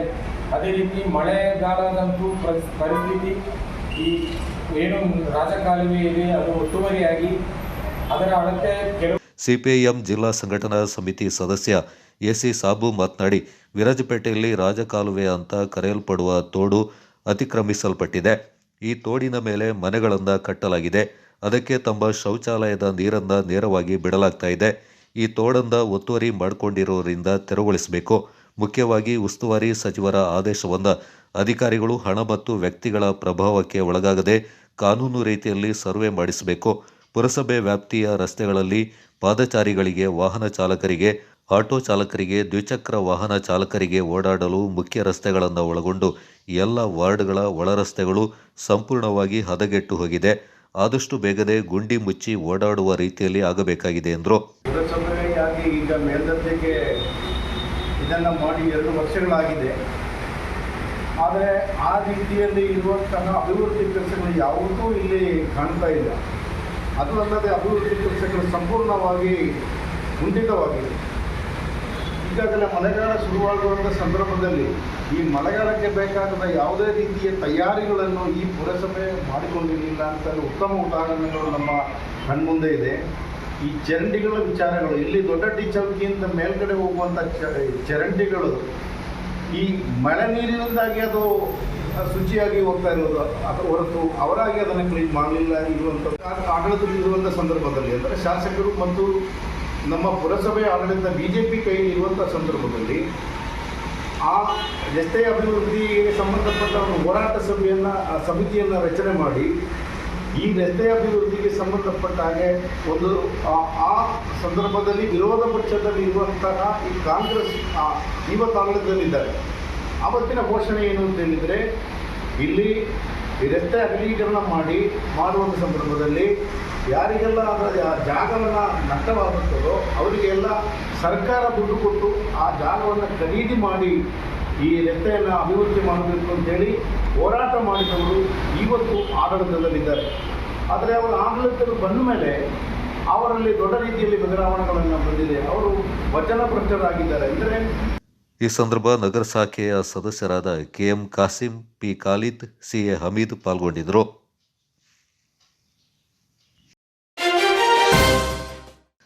ಪ್ರತಿಯೊಬ್ಬರೂ ಭಗವದ್ಗೀತೆಯನ್ನು ಅಧ್ಯಯನ ಮಾಡಿದ್ದಲ್ಲಿ ಶ್ರೀಕೃಷ್ಣನ ಮಹತ್ವದ ಬಗ್ಗೆ ಅರಿವಾಗುತ್ತೆ. ಆ ದಿಸೆಯಲ್ಲಿ ಶ್ರೀಕೃಷ್ಣನ ಸಂದೇಶಗಳು ಇಂದಿಗೂ ಪ್ರಸ್ತುತವಾಗಿವೆ ಎಂದು ಚಿಂತಕ ಚಿನ ಸೋಮೇಶ್ ಹೇಳಿದ್ದಾರೆ. ಜಿಲ್ಲಾಡಳಿತ, ಜಿಲ್ಲಾ ಪಂಚಾಯತ್, ಕನ್ನಡ ಮತ್ತು ಸಂಸ್ಕೃತಿ ಇಲಾಖೆ ವತಿಯಿಂದ ನಗರದ ಗಾಂಧಿ ಭವನದಲ್ಲಿ ಶನಿವಾರ ನಡೆದ ಶ್ರೀಕೃಷ್ಣ ಜನ್ಮಾಷ್ಟಮಿ ಕಾರ್ಯಕ್ರಮದಲ್ಲಿ ಶ್ರೀಕೃಷ್ಣ ಭಾವಚಿತ್ರಕ್ಕೆ ಪುಷ್ಪಾರ್ಚನೆ ನೆರವೇರಿಸಿ ಅವರು ಮಾತನಾಡಿದರು. ಶ್ರೀಕೃಷ್ಣ ಒಂದು ರೀತಿ ವಿಶಿಷ್ಟ ಚೇತನರಾಗಿದ್ದು ವಿಶ್ವದ ಬೆಳಕು ಎಂದರೆ ಅತಿಶಯೋಕ್ತಿಯಲ್ಲ. ಶ್ರೀಕೃಷ್ಣನ ಬಗ್ಗೆ ಪ್ರತಿಯೊಬ್ಬರಲ್ಲಿಯೂ ಹೆಚ್ಚಿನ ಗೌರವ ಮತ್ತು ಭಕ್ತಿ ಇದೆ. ಶ್ರೀಕೃಷ್ಣನ ವೇಷದಲ್ಲಿ ಮಕ್ಕಳನ್ನ ಕಾಣುತ್ತೇವೆ. ಜೊತೆಗೆ ಶ್ರೀಕೃಷ್ಣನನ್ನ ಮಹಾಭಾರತದಲ್ಲಿ ಸಾರಥಿಯಾಗಿ ನೋಡುತ್ತೇವೆ ಎಂದರು. ಮಹಾಭಾರತದಲ್ಲಿ ಶ್ರೀಕೃಷ್ಣನ ಬಗ್ಗೆ ಒಳ್ಳೆಯ ಸಂದೇಶವನ್ನು ತಿಳಿಯುತ್ತೇವೆ. ಯಾವುದೇ ಫಲಾಪೇಕ್ಷೆ ಇಲ್ಲದೆ ನೀಡಿದ ಕೆಲಸವನ್ನು ಶ್ರದ್ಧೆಯಿಂದ ನಿರ್ವಹಿಸಿ ಬದುಕನ್ನು ಉತ್ತಮಪಡಿಸಿಕೊಳ್ಳಬೇಕು ಎಂಬ ಸಂದೇಶವನ್ನು ಶ್ರೀಕೃಷ್ಣ ಸಾರಿದ್ದಾರೆ ಎಂದು ಸೋಮೇಶ್ ಹೇಳಿದರು. ಭರತ ಭೂಮಿಯ ದೈನಂದಿನ ಆಗುಹೋಗುಗಳಲ್ಲಿ ನಾನು ನಿಮಿತ್ತ ಮಾತ್ರನಾಗಿ ಇದ್ದು ಎಲ್ಲವನ್ನು ಮಾಡಿಸತಕ್ಕಂಥವ ನಾನೇ ಅಂತ ಹೇಳಿ ಭಗವಂತ ಹೇಳಿದ್ದಾನೆ. ಮಹಾಭಾರತ ಯುದ್ಧಕಾಂಡವನ್ನು ನೆನೆಸ್ಕೊಂಡಾಗಲೂ ಕೂಡ ಕೃಷ್ಣ ಪರಮಾತ್ಮ ಯುದ್ಧ ಮಾಡಿದೆ. ಧರ್ಮ ಉಳಿಬೇಕಾದರೆ ಮಾಡಿ, ಧರ್ಮದ ಅನಿವಾರ್ಯತೆ ಇದ್ರೆ ಮಾಡಿ, ಇಲ್ಲ ಆದರೆ ಸುಮ್ಮನೆ ಇದ್ದು ಬಿಡಿ ಅಂತಲೂ ಹೇಳಿದ. ಆತನ ಪ್ರೇರಣೆಯಿಂದ ಅಧರ್ಮನಾಶಕ್ಕಾಗಿ ಧರ್ಮಯುದ್ಧ ನಡೆಯಿತು. ಆದರೆ ಈ ಜಗತ್ತಿನಲ್ಲಿ ಶಿಶುವಾಗಿ ರೂಪ ಪಡೆಯುವ ಮುನ್ನ ತಾಯಿಯ ಗರ್ಭವನ್ನು ಆ ಪಿಂಡಾಂಡ ಅನ್ನೋದು ಪ್ರವೇಶಿಸುವ ಮುನ್ನವೇ ಕೃಷ್ಣ ಪರಮಾತ್ಮನ ಸಾವನ್ನ ಬಯಸಿದ ಸೋದರ ಮಾವ ಕಂಸ. ಹಾಗಾಗಿ ಕೃಷ್ಣ ಜನ್ಮ ತಳೆಯುವ ಮೊದಲೇ ಕೊಲೆಯನ್ನು ರೂಪಿಸಿ ಬಿಟ್ಟವ ಸೋದರ ಮಾವ ಕಂಸ. ಆದರೆ ಅಂಥ ಬಲಾಢ್ಯ ಕಂಸನನ್ನು ಕೂಡ ಸಂಹರಿಸಿ ಸೋದರ ಸಂಬಂಧವನ್ನು ಮರೆತು ಧರ್ಮ ಮತ್ತು ಜೀವನ ಮೌಲ್ಯಗಳಿಗೋಸ್ಕರ ಬೆಳಕನ್ನು ತೋರಿದವ ಶ್ರೀಕೃಷ್ಣ ಪರಮಾತ್ಮ. ತಾಯಿ ಗರ್ಭದಲ್ಲಿ ದೇವಕಿಯ ಮಡಿಲಲ್ಲಿ ನಲಿಬೇಕಾದ ಕಂದ ಜನ್ಮವನ್ನು ತಳೆಯುತ್ತಿದ್ದಂತೆಯೇ ಹೆತ್ತ ತಾಯಿಯನ್ನ ತ್ಯಜಿಸಿ ಇದೇ ಮಳೆಗಾಲದ ವಾತಾವರಣದಲ್ಲಿ ಪ್ರವಾಹದ ನಡುವೆ ಆ ಯಮುನೆಯ ತಟದಿಂದ ದ್ವಾರಕೆಗೆ ಸ್ಥಾನಪಲ್ಲಟಗಳು ಬೇಕಾಯಿತು ಜನ್ಮ ಕೊಟ್ಟ ತಂದೆ ವಸುದೇವನಿಂದ. ಯಶೋದೆಯ ಮಡಿಲಲ್ಲಿ ಆಡಿನಲ್ಲಿದು ಬೆಳೆದಂತ ಶ್ರೀಕೃಷ್ಣ ಪರಮಾತ್ಮ ಇಂದಿನ ಕಾಲಮಾನಕ್ಕೆ, ಸಮಾಜದ ವ್ಯವಸ್ಥೆಗೆ, ನಮ್ಮ ಬದುಕಿಗೆ ಕನ್ನಡಿ ಹಿಡಿದ ರೀತಿ ಎಷ್ಟೊಂದು ಪ್ರಸ್ತುತನಿದ್ದಾನೆ ಅಂದರೆ, ನಮ್ಮೆಲ್ಲರ ಬದುಕನ್ನ, ನಮ್ಮೆಲ್ಲರ ಜೀವನವನ್ನ, ನಮ್ಮೆಲ್ಲರ ಕಷ್ಟ ಕೋಟಲೆಯನ್ನ, ನಮ್ಮೆಲ್ಲರ ಸುಖ ದುಃಖವನ್ನ ಕೃಷ್ಣನಲ್ಲಿ ಹಂಚಿಕೊಳ್ಳಬಹುದು. ಗರ್ಭದಿಂದ ಹುಟ್ಟುವ ಮೊದಲು ಆತನ ಬದುಕನ್ನ ಬಯಸಲಿಲ್ಲ. ಜನಿಸಿದ ಮರುಗಳಿಗೆಯಿಂದ ಮಾಯಾವಿ ಪೂತನಿ ರೂಪದಲ್ಲಿ ವಿಷಹಾರ ನುಣಿಸಿ ಕೊಲ್ಲುವ ಸಂಚು ರೂಪಿಸಿದರು. ಸಕಟಾಸುರನ ರೂಪದಲ್ಲಿ ಕೊಲ್ಲುವ ಸಂಚು ನಡೆಯಿತು. ತಹಶೀಲ್ದಾರರಾದ ಶ್ರೀಧರ್ ಅವರು ಮಾತನಾಡಿ, ಶ್ರೀಕೃಷ್ಣನ ಆದರ್ಶ ಗುಣಗಳು ಸಾರ್ವಕಾಲಿಕವಾಗಿದ್ದು ಶ್ರೀಕೃಷ್ಣರ ಮನಸ್ಸು ಮತ್ತು ಚಿಂತನೆಗಳು ಪ್ರೇರಣೆಯಾಗಿದೆ ಎಂದರು. ಮನಸ್ಸು ನೆಮ್ಮದಿಯಾಗಿದ್ದಾಗ ನಕಾರಾತ್ಮಕ ಯೋಚನೆಗೆ ಜಾಗ ಇರೋದಿಲ್ಲ. ಆ ನಿಟ್ಟಿನಲ್ಲಿ ಶ್ರೀಕೃಷ್ಣರ ಬದುಕು ಒಂದು ಮಾದರಿ ಎಂದು ಹೇಳಿದರು. ಕಂಚಿ ಕಾಮಾಕ್ಷಿ ದೇವಾಲಯ ಸಮಿತಿಯ ಗೌರವಾಧ್ಯಕ್ಷರಾದ ಜಿವಿ ರವಿಕುಮಾರ್ ಅವರು ಮಾತನಾಡಿ, ಶ್ರೀಕೃಷ್ಣನ ವಿಚಾರಧಾರೆಗಳು ಇಂದಿಗೂ ಪ್ರಸ್ತುತವಾಗಿವೆ. ಶ್ರೀಕೃಷ್ಣರು ಭಕ್ತಿಯ ಶಕ್ತಿಯಾಗಿ ಬರ್ತಾರೆ ಎಂದರು. ಜೀವನದಲ್ಲಿ ಮಾನವೀಯ ಮೌಲ್ಯ ಮತ್ತು ಆಧ್ಯಾತ್ಮಿಕತೆಯಿಂದ ಅಳವಡಿಸಿಕೊಳ್ಳಬೇಕು. ಸಮಾಜದಲ್ಲಿ ದ್ವೇಷ, ಅಸೂಯೆ, ಅಸಹನೆ, ಅಸಹಿಷ್ಣುತೆ ಇರಬಾರದು. ಒಳ್ಳೆಯದನ್ನು ರೂಢಿಸಿಕೊಳ್ಳಬೇಕೆಂದರು. ಪ್ರಿಯಾ ರವಿಕುಮಾರ್ ಅವರು ಮಾತನಾಡಿ, ರಾಷ್ಟ್ರದಾದ್ಯಂತ ಶ್ರೀಕೃಷ್ಣ ಜನ್ಮಾಷ್ಟಮಿಯಿಂದ ವಿಶಿಷ್ಟ ಮತ್ತು ವಿಶೇಷವಾಗಿ ಭಕ್ತಿಯಿಂದ ಆಚರಣೆ ಮಾಡಲಾಗ್ತಾ ಇದೆ ಎಂದರು. ಕಂಚಿ ಕಾಮಾಕ್ಷಮ್ಮ ದೇವಾಲಯ ಸಮಿತಿಯ ಉಪಾಧ್ಯಕ್ಷರಾದ ಜಗದೀಶ್ ಅವರು ಮಾತನಾಡಿ, ದೇಶ ವಿದೇಶಗಳಲ್ಲಿ ಶ್ರೀಕೃಷ್ಣನ ಅಧ್ಯಯನ ಮಾಡಿದ್ದಾರೆ. ಶ್ರೀಕೃಷ್ಣ ಜಗತ್ ಪ್ರಸಿದ್ಧ ಮೇರು ವ್ಯಕ್ತಿತ್ವವನ್ನು ಹೊಂದಿದ್ದಾರೆ. ಅಸೂಯೆ ನಾಶ ಆಗಬೇಕು ಎಂದು ಶ್ರೀಕೃಷ್ಣರು ಬದುಕಿನುದ್ದಕ್ಕೂ ಸಾರಿದ್ದಾರೆ ಎಂದರು. ಬ್ಲಾಸಮ್ ಶಾಲೆಯ ಮುಖ್ಯೋಪಾಧ್ಯಾಯರಾದ ಅನುಸೂಯ ಅವರು ಮಾತನಾಡಿ, ಪ್ರತಿಯೊಬ್ಬರೂ ಕಷ್ಟದಲ್ಲಿದ್ದಾಗ ಶ್ರೀಕೃಷ್ಣನನ್ನು ಸ್ಮರಿಸುತ್ತೇವೆ. ಆದ್ದರಿಂದ ರಾಷ್ಟ್ರದಲ್ಲಿ ಶ್ರೀಕೃಷ್ಣರಿಗೆ ತನ್ನದೇ ಆದ ಮಹತ್ವದ ಸ್ಥಾನವಿದೆ ಎಂದರು. ಕಂಚಿ ಕಾಮಾಕ್ಷಮ್ಮ ದೇವಾಲಯ ಸಮಿತಿಯ ಅಧ್ಯಕ್ಷರಾದ ಜಿಎಲ್ ದಾಸ್, ಉಪಾಧ್ಯಕ್ಷರಾದ ಪೆರುಮಾಳ್, ಗೌರವಾಧ್ಯಕ್ಷರಾದ ಜಿಜಿ ಬಾಲಕೃಷ್ಣ, ಪವನ್ ಜಿಬಿ, ಜಾನಪದ ಪರಿಷತ್ ತಾಲೂಕು ಘಟಕದ ಅಧ್ಯಕ್ಷ ಅನಿಲ್ ಹೆಚ್ಟಿ ಮತ್ತಿತರ ಪ್ರಮುಖರು, ಕನ್ನಡ ಮತ್ತು ಸಂಸ್ಕೃತಿ ಇಲಾಖೆಯ ಸಹಾಯಕ ನಿರ್ದೇಶಕ ಕುಮಾರ್, ಮಣಜೂರು ಮಂಜುನಾಥ್ ಈ ಸಂದರ್ಭ ಪಾಲ್ಗೊಂಡಿದ್ದರು. ಈಶಾ ಫೌಂಡೇಶನ್ ವತಿಯಿಂದ 17ನೇ ಆವೃತ್ತಿಯ ಈಶಾ ಗ್ರಾಮೋತ್ಸವ ಭಾಗವಾಗಿ ಕೊಡಗು ಕ್ಲಸ್ಟರ್ನ ವಾಲಿಬಾಲ್ ಮತ್ತು ಥ್ರೋಬಾಲ್ ಪಂದ್ಯಾವಳಿಗಳನ್ನು ಒಳಗೊಂಡ ರೂರಲ್ ಪ್ರೀಮಿಯರ್ ಲೀಗ್ ಪಂದ್ಯಾವಳಿ ಆಗಸ್ಟ್ 24ರಂದು ಕುಶಾಲನಗರದ ಮಾದರಿ ಪ್ರಾಥಮಿಕ ಶಾಲಾ ಮೈದಾನದಲ್ಲಿ ನಡೆಯಲಿದೆ. ಸುದ್ದಿಗೋಷ್ಠಿಯಲ್ಲಿ ಈ ಕುರಿತು ಮಾಹಿತಿ ನೀಡಿದ ಈಶಾ ಸಂಸ್ಥೆಯ ಸ್ವಯಂ ಸೇವಕರಾದ ಎಂಎನ್ ಅಖಿಲ್, ಈಶಾ ಗ್ರಾಮೋತ್ಸವ ಕಳೆದ 16 ವರ್ಷಗಳಿಂದ ನಡೀತಾ ಇದ್ದು ಈ ಬಾರಿಯದ್ದು 17ನೇ ಆವೃತ್ತಿಯಾಗಿದೆ. ಪ್ರಮುಖವಾಗಿ ಗ್ರಾಮೀಣ ಸುಪ್ತ ಕ್ರೀಡಾ ಪ್ರತಿಭೆಗಳನ್ನು ಗುರುತಿಸಿ ಪ್ರೋತ್ಸಾಹಿಸುವುದು ಗ್ರಾಮೋತ್ಸವದ ಪ್ರಮುಖ ಉದ್ದೇಶವಾಗಿದೆ ಎಂದರು. ಕೊಡಗು ಕ್ಲಸ್ಟರ್ ಮಟ್ಟದಲ್ಲಿ ಪುರುಷರಿಗೆ ವಾಲಿಬಾಲ್ ಮತ್ತು ಮಹಿಳೆಯರಿಗೆ ಥ್ರೋಬಾಲ್ ಪಂದ್ಯಾವಳಿ ನಡೆಯಲಿದೆ. ಈ ಪಂದ್ಯಾವಳಿಯಲ್ಲಿ ಗ್ರಾಮ ಪಂಚಾಯಿತಿಗಳಲ್ಲಿನ ತಂಡಗಳಿಗೆ ಮಾತ್ರ ಅವಕಾಶವನ್ನು ನೀಡಲಾಗ್ತಾ ಇದೆ. ಯಾವುದೇ ಕಾರಣಕ್ಕೂ ರಾಜ್ಯ ಮತ್ತು ರಾಷ್ಟ್ರ ಮಟ್ಟದ ಆಟಗಾರರಿಗೆ ಇದರಲ್ಲಿ ಅವಕಾಶವಿಲ್ಲವೆಂದು ಸ್ಪಷ್ಟಪಡಿಸಿದರು.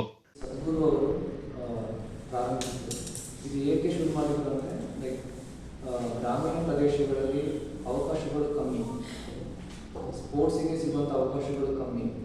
ಸೊ ನಮ್ಮ ಗ್ರಾಮೀಣ ಜನರ ಅಭಿವೃದ್ಧಿಗೋಸ್ಕರ ಸದ್ಗುರು ಈಶಾ ಗ್ರಾಮೋತ್ಸವ ಮತ್ತು 17 ವರ್ಷಗಳಾಗಿ ಶುರು ಮಾಡಿ ಇಷ್ಟು ವರ್ಷಗಳ ಕಾಲ ತಮಿಳುನಾಡಲ್ಲಿ ಆಗ್ತಾ ಬರ್ತಾ ಇತ್ತು. ನಮ್ಮ ಕರ್ನಾಟಕದಲ್ಲಿ ಇದು ಈ ವರ್ಷ ಆದರೆ 3ನೇ ವರ್ಷ. ಸೊ ಕಳೆದ 2 ವರ್ಷದಿಂದ ಕೂಡ ನಮ್ಮ ಕೊಡಗು ತಂಡಗಳು ಚಾಂಪಿಯನ್ಸ್ ಆಗ್ತಾ ಇದ್ದಾರೆ. 2023ರಲ್ಲಿ ನಾವು ರನ್ನರ್ಸ್ ಆಗಿದ್ವಿ. ಲಾಸ್ಟ್ ಇಯರ್ ನಾವು ವಿನ್ನರ್ಸ್ ಆಗಿದ್ವಿ. ಈ ವರ್ಷ ಕೂಡ ನಾವು ನಮ್ಮ ಪ್ಲೇಯರ್ಸ್ ಚೆನ್ನಾಗಿ ಪ್ರಾಕ್ಟೀಸ್ ಮಾಡ್ತಾ ಇದ್ದಾರೆ. ಸೊ ಇದೊಂದು ಗ್ರಾಮೀಣ ಜನರ ಅಭಿವೃದ್ಧಿಗೋಸ್ಕರ ಮಾಡ್ತಿರೋ ಒಂದು ಉತ್ಸವ ಆಗಿರೋದ್ರಿಂದ ಸೊ ನಮಗೆ ಬಹಳಷ್ಟು ತಂಡಗಳು ಇದಕ್ಕೆ ರಿಜಿಸ್ಟ್ರೇಷನ್ ಆಗಬೇಕು. ಇದಕ್ಕೆ ವಯಸ್ಸಿನ ಮಿತಿ ಇಲ್ಲ, ಮಿನಿಮಮ್ ಏಜ್ ಇದೆ ಬಿಟ್ಟರೆ ಮ್ಯಾಕ್ಸಿಮಮ್ ಏಜ್ ಅಂತ ಏನಿಲ್ಲ. ಗ್ರಾಮೋತ್ಸವದಲ್ಲಿ ಪಾಲ್ಗೊಳ್ತಾ ಇರುವ ಆಟಗಾರರಾದ ಕಟ್ಟೆಮನೆ ಮಿಲನ್ ಅವರು ಮಾತನಾಡಿ, ಕಳೆದ 2 ವರ್ಷಗಳಿಂದ ತಮ್ಮ ತಂಡ ಪಂದ್ಯಾವಳಿಯಲ್ಲಿ ಚಾಂಪಿಯನ್ ಆಗಿ ಹೊರಹೊಮ್ಮಿರುವುದಾಗಿ ತಿಳಿಸಿದರು. ಸ್ಟಾರ್ಟ್ ಮಾಡಿ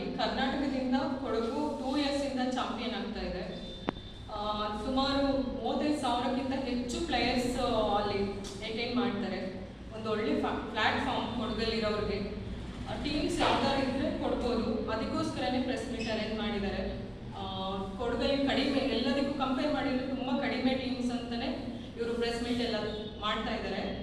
ಇದು ಸ್ವಲ್ಪ ಪಬ್ಲಿಸಿಟಿ ಆದರೆ ಒಳ್ಳೆಯದು ಅಂತ. ಬ್ಲ್ಯಾಕ್ ಪ್ಯಾಂಥರ್ಸ್ ಕ್ಲಬ್ಬಿಂದ ಒಂದು ಗ್ರಾಮೀಣ ಕ್ರೀಡಾಕೂಟವಾಗಿದೆ. ಗ್ರಾಮೀಣ ಪ್ರತಿಭೆಗಳು ಮತ್ತೋರ್ವ ಆಟಗಾರ್ತಿ ಬಿದ್ರುಪಣೆ ಚಂದ್ರಕಲಾ ಕೆ ಮಾತನಾಡಿ ಗ್ರಾಮೀಣ ಪ್ರತಿಭೆಗಳ ಅನಾವರಣಕ್ಕೆ ಈಶಾ ಗ್ರಾಮೋತ್ಸವ ಸಹಕಾರಿಯಾಗಿದೆ ಎಂದರು. ಪಸರಿಸಿದೆ. ಕರ್ನಾಟಕದ ಆಂಧ್ರಪ್ರದೇಶ, ಕೇರಳ, ತಮಿಳುನಾಡು, ತೆಲಂಗಾಣ, ಪುದುಚೇರಿ ಮತ್ತು ಮೊದಲ ಬಾರಿಗೆ ಒಡಿಶಾ ಸೇರಿದಂತೆ 35ಕ್ಕೂ ಹೆಚ್ಚು ಗ್ರಾಮಗಳನ್ನು ವ್ಯಾಪಿಸಲಿದೆ. ನಡೆಯಲಿದೆ. ಒಂದು ಕ್ಲಸ್ಟರ್ ಮಟ್ಟದಲ್ಲಿ ನಡೀತದೆ. ಕ್ಲಸ್ಟರ್ ಮಟ್ಟದಲ್ಲಿ ಇದು ಕುಶಾಲನಗರದಲ್ಲಿ ನಡೀತದೆ. ಹಾಗೆ ನೆಕ್ಸ್ಟ್ ಲೆವೆಲ್ ಚಿಕ್ಕಬಳ್ಳಾಪುರದಲ್ಲಿ ನಡೀತದೆ. ಅದರ ನೆಕ್ಸ್ಟ್ ಫೈನಲ್ಸ್ ಮತ್ತು ಗ್ರ್ಯಾಂಡ್ ಫಿನಾಲ್ಸ್ ಸೆಪ್ಟೆಂಬರ್ 21ರಂದು ಕೊಯಂಬತ್ತೂರಿನಲ್ಲಿ ಈಶಾ ಯೋಗ ಕೇಂದ್ರದಲ್ಲಿರುವ ಪ್ರತಿಷ್ಠಿತ ಆದಿಯೋಗಿ ಮುಂದೆ ನಡೆಯಲಿದೆ. ಹಾಗಾಗಿ ಈ ವರ್ಷ ಕೂಡ ಇರುವುದರಿಂದ ಕೊಡಗಿನಿಂದ ಎಲ್ಲ ತಂಡಗಳು ಕೂಡ ಭಾಗವಹಿಸಿ ಎಲ್ಲ ಸೇರಿ ಒಂದಾಗಿ ಆಡೋಣ. ಕೊಡಗಿನಲ್ಲಿ ಮಾತ್ರ ಆಡ್ತಿದ್ದೀವಿ. ಅದು ನಮಗೆ ಒಂದು ಒಳ್ಳೆಯ ಅವಕಾಶ ಮಹಿಳೆಯರಿಗೆ. ನಮಗೆ ಹೊರಗಡೆ ರಾಜ್ಯಕ್ಕೆ ಹೋಗಿ ಆಡೋದ್ರೆ ತುಂಬ ವಿಶೇಷ. ಅದು ಈ ಥರ ಒಂದು ಅವಕಾಶ ಮಾಡಿಕೊಟ್ಟಂಥ ಸದ್ಗುರುಗಳಿಗೆ ನಾವು ಧನ್ಯವಾದಗಳನ್ನು ಅರ್ಪಿಸುತ್ತೇವೆ. ಹಾಗೆ ನಮಗೆ ಸಪೋರ್ಟಿವ್ಸ್ ಆಗಿ ಸತ್ಯ ಅವರು ಕೋಚರ್ ಆಗಿದ್ದಾರೆ. ಮತ್ತು ನಮ್ಮ ಕಡೆ ಇಲ್ಲಿಂದ ಅಖಿಲ್ ಅವರು ನಮಗೆ ತುಂಬ ಹೆಲ್ಪ್ ಮಾಡಿದ್ದಾರೆ. ಕಳೆದ ಬಾರಿ ಲಾಸ್ಟ್ ಇಯರ್ ಕೂಡ ನೀವು ಆಡಬೇಕು, ನೀವು ಫಸ್ಟ್ ಚಾಂಪಿಯನ್ ಆಗಬೇಕು ಹಾಗೆ ಅಂತ ಅವರು ಕೂಡ ನಮಗೆ ತುಂಬ ಸಪೋರ್ಟ್ ಮಾಡಿದ್ದಾರೆ. ಹಾಗೆ ನಾವು ಕೂಡ ಈ ಕ್ರೀಡಾಕೂಟದಲ್ಲಿ ಭಾಗವಹಿಸಿದ್ದು ಮಡಿಕೇರಿ ಶಾಸಕರಾದ ಮಾನ್ಯ ಶ್ರೀ ಮಂತರಗೌಡ ಇವರು ಕೂಡ ನಮಗೆ ಆರ್ಥಿಕ ಧನ ಸಹಾಯವನ್ನು ಮಾಡಿದ್ದು ಕ್ರೀಡೆಯಲ್ಲಿ ಭಾಗವಹಿಸಲು ಸ್ಫೂರ್ತಿಯನ್ನು ಕೂಡ ತುಂಬಿದ್ದಾರೆ. ಅವರಿಗೂ ಕೂಡ ನಾವು ಧನ್ಯವಾದಗಳನ್ನು ಸಲ್ಲಿಸುತ್ತೇವೆ. ಆಲ್ಮೋಸ್ಟ್ 8,100 ಪ್ಲೇಯರ್ಸ್ ಇದ್ದಾರೆ. ಹಾಗೆ 700ಕ್ಕಿಂತ ಹೆಚ್ಚು ತಂಡಗಳು ಈ ಸಲ ಭಾಗವಹಿಸಿವೆ. ಹಾಗೆ ನಾವು 3 ಹಂತದಲ್ಲಿ ಮಾಡ್ತೇವೆ. ಒಂದು ಕ್ಲಸ್ಟರ್ ಕೊಡಗಿನಲ್ಲಿ ಕುಶಾಲನಗರ ಪ್ರೈಮರಿ ಸ್ಕೂಲ್ ಕುಶಾಲನಗರ ಗ್ರೌಂಡಲ್ಲಿ ನಡೆಯುತ್ತೆ. ಆಗಸ್ಟ್ 24 ನಾಡಿದ್ದು ಬರುವ ಸಂಡೆ. ಇದರಲ್ಲಿ ನಾವು ಬರೀ ವಿನ್ನರ್ಸಿಗೆ ಅವಕಾಶ ಕೊಡ್ತಾ ಇಲ್ಲ. ರನ್ನರ್ಸ್ ಪ್ಲಸ್ ವಿನ್ನರ್ಸ್ ಇನ್ನೊಂದು ಹಂತಕ್ಕೆ ಹೋಗಲಿಕ್ಕೆ ನಾವು ಅವಕಾಶ ಕೊಡ್ತಿದ್ದೀವಿ. ಅದು ಡಿವಿಷನ್ ಹಂತ ಅಂತೇಳಿ, ಡಿವಿಷನ್ ಲೆವೆಲ್. ಅದು ಬ್ಯಾಂಗ್ಳೂರು ಸದ್ಗುರು ಸನ್ನಿಧಿ, ಚಿಕ್ಕಬಳ್ಳಾಪುರದಲ್ಲಿರೋ ಸದ್ಗುರು ಸನ್ನಿಧಿಯಲ್ಲಿ ಡಿವಿಷನ್ ಲೆವೆಲ್ ನಡೆಯುತ್ತೆ. ಅಲ್ಲಿ ಕೂಡ ನಾವು ಬರೀ ವಿನ್ನರ್ಸ್ಗೆ ಅವಕಾಶ ಕೊಡ್ತಿಲ್ಲ. Runners plus winners. Isha foundation Coimbatore finals ನಡೆಯುತ್ತೆ ಸೆಪ್ಟೆಂಬರ್ 21ಕ್ಕೆ. ಸೊ ಹಾಗೆ ಅಲ್ಲಿ ಮುಖ್ಯ ಅತಿಥಿಗಳನ್ನ ಕಳೆದ ವರ್ಷ ನಾವು ಸೇವಾಗ್ ಮತ್ತು ವೆಂಕಟೇಶ್ ಪ್ರಸಾದ್ ಕ್ರಿಕೆಟರ್ಸ್ ನಾವು ಮುಖ್ಯ ಅತಿಥಿಗಳಾಗಿ ಅಲ್ಲಿ ಸ್ವಾಗತ ಮಾಡಿದ್ವಿ. ಸೊ ಈ ವರ್ಷ ಕೂಡ ನಾವು we are looking forward some prominent guest at Isha Foundation. ಕ್ರೀಡಾಪಟುಗಳಿಗೆ ಈಗ ಅವಕಾಶ ಇರೋದಿಲ್ಲ. ಪಂಚಾಯತಿಯವರು ಆ ವಿಲೇಜಿಗೆ ಸಂಬಂಧಪಟ್ಟರು ಮತ್ತು ಆ ಪಂಚಾಯತಿಗೆ ಸೇರಿದವರು ಮಾತ್ರ ಇಲ್ಲಿಗೆ ಆಡಲು ಒಂದು ಅವಕಾಶ ಇರುತ್ತದೆ. ಅವ್ರು ಹೇಳಿದಾಗ ಪ್ಲೇಯರ್ಸ್ ಎಲ್ಲ ಒಂದೇ ಗ್ರಾಮ ಪಂಚಾಯತಿ ಸೇರಿದ್ರು. ಇವಾಗ ಪಕ್ಕದ ಗ್ರಾಮ ಪಂಚಾಯತಿಲಿ ತುಂಬ ಒಳ್ಳೆ ಪ್ಲೇಯರ್ಸ್ ಇರ್ತಾರೆ. ಸೊ ಹಾಗೆ ಅವ್ರನ್ನ ಕಟ್ಕೊಂಡು ಆಡಲಿಕ್ಕೆ ಅವಕಾಶ ಇಲ್ಲ. ಈಗ ಇವತ್ತು ಮರಗೋಡು ಗ್ರಾಮ ಪಂಚಾಯತಿ ಮರಗೋಡು ಗ್ರಾಮ ಪಂಚಾಯತಿ ಅಂದರೆ ಇವರಲ್ಲಿರೋ ಅಷ್ಟು ಪ್ಲೇಯರ್ಸ್ ಕೂಡ ಅದೇ ಗ್ರಾಮ ಪಂಚಾಯತಿ ಸೇರಿರ್ತಾರೆ. ಮಡಿಕೇರಿಯ ಕೊಡಗು ವಿದ್ಯಾಲಯದಲ್ಲಿ ವಿಶಿಷ್ಟ ರೀತಿಯಲ್ಲಿ ಶ್ರೀಕೃಷ್ಣ ಜನ್ಮಾಷ್ಟಮಿಯಿಂದ ಆಚರಣೆ ಮಾಡಲಾಯಿತು. ಶ್ರೀಕೃಷ್ಣನ ಬಾಲಲೀಲೆಗಳು, ರಾಧಾ ಮೋಹನ ಪಾತ್ರಗಳು, ಗೋಪ ಗೋಪಿಯರೊಂದಿಗಿನ ನೃತ್ಯಗಳು, ಕೋಲಾಟ, ಬೆಣ್ಣೆ ಬಸರು ಸವಿಯುವ ಪ್ರಹಸನಗಳು, ಬಸರು ಕುಡಿಕೆ ಒಡೆಯುವಿಕೆ ಇತ್ಯಾದಿ ಪ್ರದರ್ಶನಗಳು ಬಿಕೆ ಸುಬ್ಬಯ್ಯ ಸಭಾಂಗಣದಲ್ಲಿ ಆಕರ್ಷಕವಾಗಿ ಮೂಡಿಬಂದವು. ಕಾರ್ಯಕ್ರಮ ಉದ್ಘಾಟಿಸಿ ಮಾತನಾಡಿದ ಶಕ್ತಿ ಪತ್ರಿಕೆಯ ಪ್ರಧಾನ ಸಂಪಾದಕ ಜಿ ರಾಜೇಂದ್ರ ಅವರು, ಕೃಷ್ಣನ ಅವತಾರವು ಒಂದು ಅಮೋಘ ಚೈತನ್ಯ ಮತ್ತು ಶಕ್ತಿಯ ಪ್ರತೀಕವಾಗಿದೆ ಎಂದು ಬಣ್ಣಿಸಿದರು. ಶ್ರೀಕೃಷ್ಣನ ಬಾಹ್ಯ ರೂಪ ಈಗ ಇರದಿದ್ದರೂ ಆತನ ಆದರ್ಶ ಅನುಕರಣೆ 5,000 ವರ್ಷಗಳ ಬಳಿಕವೂ ಜೀವಂತವಾಗಿದ್ದು ಸಾರ್ವಕಾಲಿಕ ಶಾಶ್ವತ ಪ್ರಜ್ಞೆಯಾಗಿ ಉಳ್ಕೊಂಡಿದೆ. ಇಂದಿನ ಆಧುನಿಕ ಯುಗದಲ್ಲಿ ಕೃಷ್ಣನ ಗೀತಾ ಬೋಧನೆ ಆ ಮಾರ್ಗದ ಪಾಲನೆ ಮತ್ತು ಜೀವನವನ್ನು ಉತ್ತಮಗೊಳಿಸಲು ಸಹಕಾರಿ ಅಂತ ರಾಜೇಂದ್ರ ಅಭಿಪ್ರಾಯಪಟ್ಟರು. ಶಿಕ್ಷಕ ವೃಂದ ತರಬೇತಿ ನೀಡಿ ಬಾಲಕ ಬಾಲಕಿಯರಿಂದಲೇ ನಡೆದ ಈ ವೈವಿಧ್ಯಮಯ ಕಾರ್ಯಕ್ರಮಗಳು ಪೋಷಕರು ಅತಿಥಿಗಳ ಮನಸೆಳೆದವು. ಮಕ್ಕಳೇ ಕಾರ್ಯಕ್ರಮವನ್ನು ನಿರೂಪಿಸಿದರು. ಶಾಲೆಯ ಆಡಳಿತಾಧಿಕಾರಿ ಕೆವಿ ರವಿ, ಶಿಕ್ಷಕಿಯರಾದ ಕೆಕೆ ಭಾರತಿ, ಸೋನಾ, ಶಕ್ತಿಯ ಸಲಹಾ ಸಂಪಾದಕ ಬಿಜಿ ಅನಂತಶಯನ, ಉಷಾ ರಾಜೇಂದ್ರ ಈ ಸಂದರ್ಭ ಹಾಜರಿದ್ದರು. ವಿರಾಜಪೇಟೆ ಕೊಡವ ಸಮಾಜದ ತ್ರಿವೇಣಿ ಶಾಲೆಯ ಸಭಾಂಗಣದಲ್ಲಿ ಚೆಕ್ ವಿತರಣೆ ಕಾರ್ಯಕ್ರಮ ನಡೆಯಿತು. ಕಾರ್ಯಕ್ರಮದ ಅಧ್ಯಕ್ಷತೆಯಿಂದ ಟ್ರಸ್ಟ್ ಅಧ್ಯಕ್ಷರಾದ ಮಂದಪಂಡ ಸದಾ ಅಪ್ಪಯ್ಯ ವಹಿಸಿದ್ರು. ಟ್ರಸ್ಟ್ನ ಪ್ರಧಾನ ಕಾರ್ಯದರ್ಶಿ ಗಣೇಶ್ ಅವರು ಕೊಡವ ಎಜುಕೇಷನಲ್ ಟ್ರಸ್ಟ್ ನಡೆದು ಬಂದ ದಾರಿ ಮತ್ತು ಅದರ ಅವಶ್ಯಕತೆ ಬಗ್ಗೆ ಮಾಹಿತಿಯನ್ನು ನೀಡಿದರು. ಮುಖ್ಯ ಅತಿಥಿಯಾಗಿ ಆಗಮಿಸಿದ ಮುತ್ತಣ್ಣ ಮಾತನಾಡಿ, ಪೋಷಕರು ಮೊದಲು ಮಕ್ಕಳ ಜೊತೆಯಲ್ಲಿ ಚರ್ಚೆ ಮಾಡಿ ಅವರ ತೀರ್ಮಾನಕ್ಕೆ ಬದ್ಧರಾಗಿರಬೇಕು. ಅವರಿಗೆ ಒತ್ತಡ ಹೇರುವ ಬದಲು ಅವರ ನಿರ್ಣಯ ಮತ್ತು ಮುಂದಿನ ವಿದ್ಯಾಭ್ಯಾಸದ ಬಗ್ಗೆ ಸಾಮಾಜಿಕ ಜಾಲತಾಣದಲ್ಲಿ ಬರುವ ವಿದ್ಯಾಭ್ಯಾಸ ಕೇಂದ್ರಗಳ ಬಗ್ಗೆ ಮಾಹಿತಿಯನ್ನು ತಿಳಿದುಕೊಳ್ಳಬಹುದೆಂದರು. ಸೌಕರ್ಯ ಇಂಪಿಲ್ಲ ಇಂದು ನಿಂಗ ಮಕ್ಕಳು ನಣಿದೆಪ್ಪಿ ನಿಂಗಡೆಲ್ಲಡೋ ಲಕ್ಷಣ ಚಾಯ್ ಉಂಡು ನಿಂಗಕ್ಕೆ ಸೌಕರ್ಯ ಉಂಡು ಅಂದು ನಂಗೆ ಸೈಕಲ್ ಗುಡಿ ಪೋಪಂತ ಸ್ಕೂಲಿಗೆ ಇಂದು ಮಕ್ಕ ಬಪ್ಪಕ ಕಾರ್ಲು ಸ್ಕೂಟರ್ಲು ಬೈಕಲ್ಲಿ ಬಪ್ಪಂತ ಪರಿಸ್ಥಿತಿ ದೇವ ತಂದಿತ್ತು ನಿಂಗೆ ಅದನ್ನು ಉಪಯೋಗಿಸಿಟ್ಟು ಬಲ್ಯ ಮಟ್ಟಕ್ಕೆ ಬೋಳಿಯೋಣ ಬಲ್ಯ ಮಟ್ಟಕ್ಕೆ ನಿಂಗೆ IAS ಕೊಡಗಲು ಕೊಡುವ ಭಾರಿ ಕಮ್ಮಿ IAS ಪೈಂಡ್ಲೆ IAS ಒಂದು ಮಂಡೆ ಪೋಪದಲ್ಲ ಬಟ್ ನಿಂಗಕ್ಕೆ ಏನು ಬೋಂಡು ನಿಂಗಡಪ್ಪ ಆ ಉದ್ದೇಶ ಎಂಡೆಂಗೆ ನಿಂಗೆ ಅದನ್ನು ಗುರಿನ ಸಾಧನೆ ಚಿಡಿಯ ಕನ್ನಡದನ್ನು ಸಾಧಿಸಿದರೆ ಸಬಳವನ್ನು ಮುಂಗಬಹುದು ಅದನ್ನು ನಿಂಗೆ ಮನಸ್ಸಲ್ಲಿ ಬೆಚ್ಚಂಡು ನಿಂಗೆ 7ನೇ ಕ್ಲಾಸಿಂಜ ಬಪ್ಪಲಿಂಜ 12th ಗಂತ ನಿಂಗೆ ಅದನ್ನು ಪ್ರಯತ್ನ ಪಡ್ತಂಗಿ ನಿಂಗೆ ಆ ಗುರಿನ ಸಾಧಿಸಿಡಿರ ನಿಂಗೆ ಅಂದನೆ ಈ ಸಂಸ್ಥೆಯಿಂದ ಹಿಂದೆ ಎಂತ ಪಣ ಸಹಾಯ ಪಡೆಯುವ ಆ ಪಣತನ ದುರುಪಯೋಗ ಮಾಡತ್ತಿ ಚಾಯ್ ಉಪಯೋಗಿಸಿಡಿ. ಕ್ಯಾಪ್ಟನ್ ಕಾರ್ಯಪ್ಪ ಮಾತನಾಡಿ, ಎಲ್ಲ ಮಕ್ಕಳು ಮೆಡಿಕಲ್ ಮಾಡಲು ಸಾಧ್ಯವಿಲ್ಲ, ಆದರೆ ಸೈನಿಕ ಶಾಲೆ ಮತ್ತು ನವೋದಯ ಶಾಲೆಗಳಿಗೆ ಮಕ್ಕಳನ್ನು ಸೇರಿಸಲು ಪೋಷಕರು ಪ್ರೋತ್ಸಾಹಿಸಬೇಕು. ಮಕ್ಕಳ ವಿದ್ಯಾಭ್ಯಾಸಕ್ಕೆ ಪೋಷಕರು ಹೆಚ್ಚು ಆಸಕ್ತಿಯನ್ನು ವಹಿಸಬೇಕೆಂದರು. ಹಂಗೆ ತಂದಂತಹ ಧನ ಸಹಾಯ ಅದರ ಜೊತೆಗೆ ಬೇರೆ ಮೆಟೀರಿಯಲ್ ಪ್ರೆಸೆಂಟ್ ಸಹಾಯ ಸಹ ಭಾರಿ ಉಂಟು. ಅಂದರೆ ಡೀಟೇಲ್ಸಿನ ಅವರು ಚಂದನ ನಡೀತಪ್ಪಿ ನಾನು ಬಪ್ಪಗೆ ನಿನ್ನೆಯೂ ಸಹ ಕೆಲವು ಹಣಕಾಸಿನ ಸಹಾಯ ಮಾಡಿದಂಗ ಅದು ಡೈರೆಕ್ಟ್ ಹಿಂಗ ಚೆಕ್ ಇಶ್ಯೂ ಮಾಡೋದಕ್ಕೆ ಮಕ್ಕಳಿಗೆ ಹೋಗ್ಬೇಕು. ನಾನು ಬಂದಲ್ಲಿ 2020-21 10 ಮಕ್ಕಳಿಗೆ ಹಿಂಗೆ ಸಹಾಯ ಮಾಡಿದೆ. ಆ ಕಾಲ 90,000. ಪಟ್ಟಣ ಕಾರ್ಯಪ್ಪ ಮಾತನಾಡಿ, ಬಡತನ ಶಾಪವಲ್ಲ, ಅದು ವರ ಅಂತ ಕಷ್ಟಪಟ್ಟು ಓದಿದ್ರೆ ಉತ್ತಮ ರೀತಿಯಲ್ಲಿ ಮುಂದೆ ಬರಬಹುದೆಂದರು. எல்லாருக்கும் ஒரு இன்டர்நெட் ஒரு ஃபெசிலிட்டி உண்டு, ಅದಕ್ಕೆ వచ్చి ಕಣ್ಪುಡಿಕೋದು ಟೈಮ್ ಮಾಡಿಟ್ಟು ನಂಗೆ ಆಫೀಸ್ ಪಾರ್ಟಿಗೆ ನಂಗೆ ತುಳಸಿ ಮೇಡಮ್ ಹೆಂಗೆ ಉಂಟು எனக்கு நல்ல ನಾಲೆಜ್ ಉಂಟು இந்த ವಿಷಯ ಚೆನ್ನ ನಂಗೆ ಅಡ್ವಾನ್ಸ್ಡ್ ಪ್ಲ್ಯಾನ್ ಮಾಡಿಟ್ಟು ಮಕ್ಕಕ್ಕೆ ಎಂತ ಮಾಡೋದು, ఏ ಕ್ಲಾಸ್ ಎಲ್ಲಿ ಕೂಡೋದು, ಗೌರ್ಮೆಂಟ್ ಸ್ಕೂಲ್ ಕೂಡೋಲ್ಲ, ಸೈನಿಕ್ ಸ್ಕೂಲ್ ಕೂಡೋಲ್ಲ, ನವೋದಯಕ್ಕೆ ಕೂಡೋಲ್ಲ, ಬಾರಾಗ ಎಂತ ಗೌರ್ಮೆಂಟ್ ಫೆಸಿಲಿಟೀಸ್ ಉಂಟು, ఏ ಸ್ಕೂಲ್ ಕೂಡೋದು ಅಂತೀನಿ என்னங்கன்னு நம்மட அண்டர்ஸ்டாண்டிங்கில் நம்மட தீர்மானத்தில் மக்களுக்கு ஒரு நல்ல எஜுகேஷன் கிடைச்சி நீங்கள் ஒரு நல்ல பேஸ் கொடுப்போம். ಆ ಬೇಸ್ನ ಕೊಡ್ಚಂಡು ಆ ಮಕ್ಕಳಿಗೆ ಹೆಂಗೆ ಫುಲ್ ಪೊಟೆನ್ಷಿಯಲ್ ಅಚೀವ್ ಆಗಬೇಕು. ಕೊಡವ ಸಮಾಜದ ಅಧ್ಯಕ್ಷ ಅಮ್ಮಣಿಚಂಡ ರವಿ ಉತ್ತಪ್ಪ, ತ್ರಿವೇಣಿ ಶಾಲೆ ಅಧ್ಯಕ್ಷರಾದ ಬಪ್ಪಂಡ ಸುಬ್ರಹ್ಮಣಿ ಈ ಸಂದರ್ಭ ಮಾತನಾಡಿದರು. ಗೌರ್ಮೆಂಟ್ ஒரு 2000 ರೂಪಾಯಿ ಫ್ರೀ ತಪ್ಪಾಂಡಿಚ್ಚಿಗಿ ನಂಗೆ போய்த்து ಸೈಬರ್ ಕೆಫೆಲ್ ಕ್ಯೂ ನಿಂದಿತ್ತು 2-3 ಗಂಟೆ ಅಲ್ಲಿ ನಿಂದಿತ್ತು ಮಾಡಿಸಿಟ್ಟು ಡಾಕ್ಯುಮೆಂಟೇಷನ್, ಜೆರಾಕ್ಸ್, ಅಪ್ಲಿಕೇಶನ್ ಎಲ್ಲ ಮಾಡಿಸಿಡುವ. ஒரு ಅರೆ ಗಂಟೆ ನಿಂಗೆ ಸೈಬರ್ ಕೆಫೆಲ್ போய்த்து ನಾಡ ಕುಂಜಿರ ಭವಿಷ್ಯಕ್ಕೆ ಎಂತ ಮಾಡುಂಡು ಒಂದೊಂದಿತ್ತು ನಿಂಗೆ ಏನಕ್ಕೆ ಹೋಗತ್ತು ಎಲ್ಲ ಕಟ್ಟುವ ಕಂಪ್ಯೂಟರ್ಲು ಹಂಗಕ್ಕೂ ಗೊತ್ತಿಪ್ಪ 50 ರೂಪಾಯಿ ಕೊಡಿ 100 ರೂಪಾಯಿ ಕೊಡಿ ಕುಂಜಿರ ಭವಿಷ್ಯ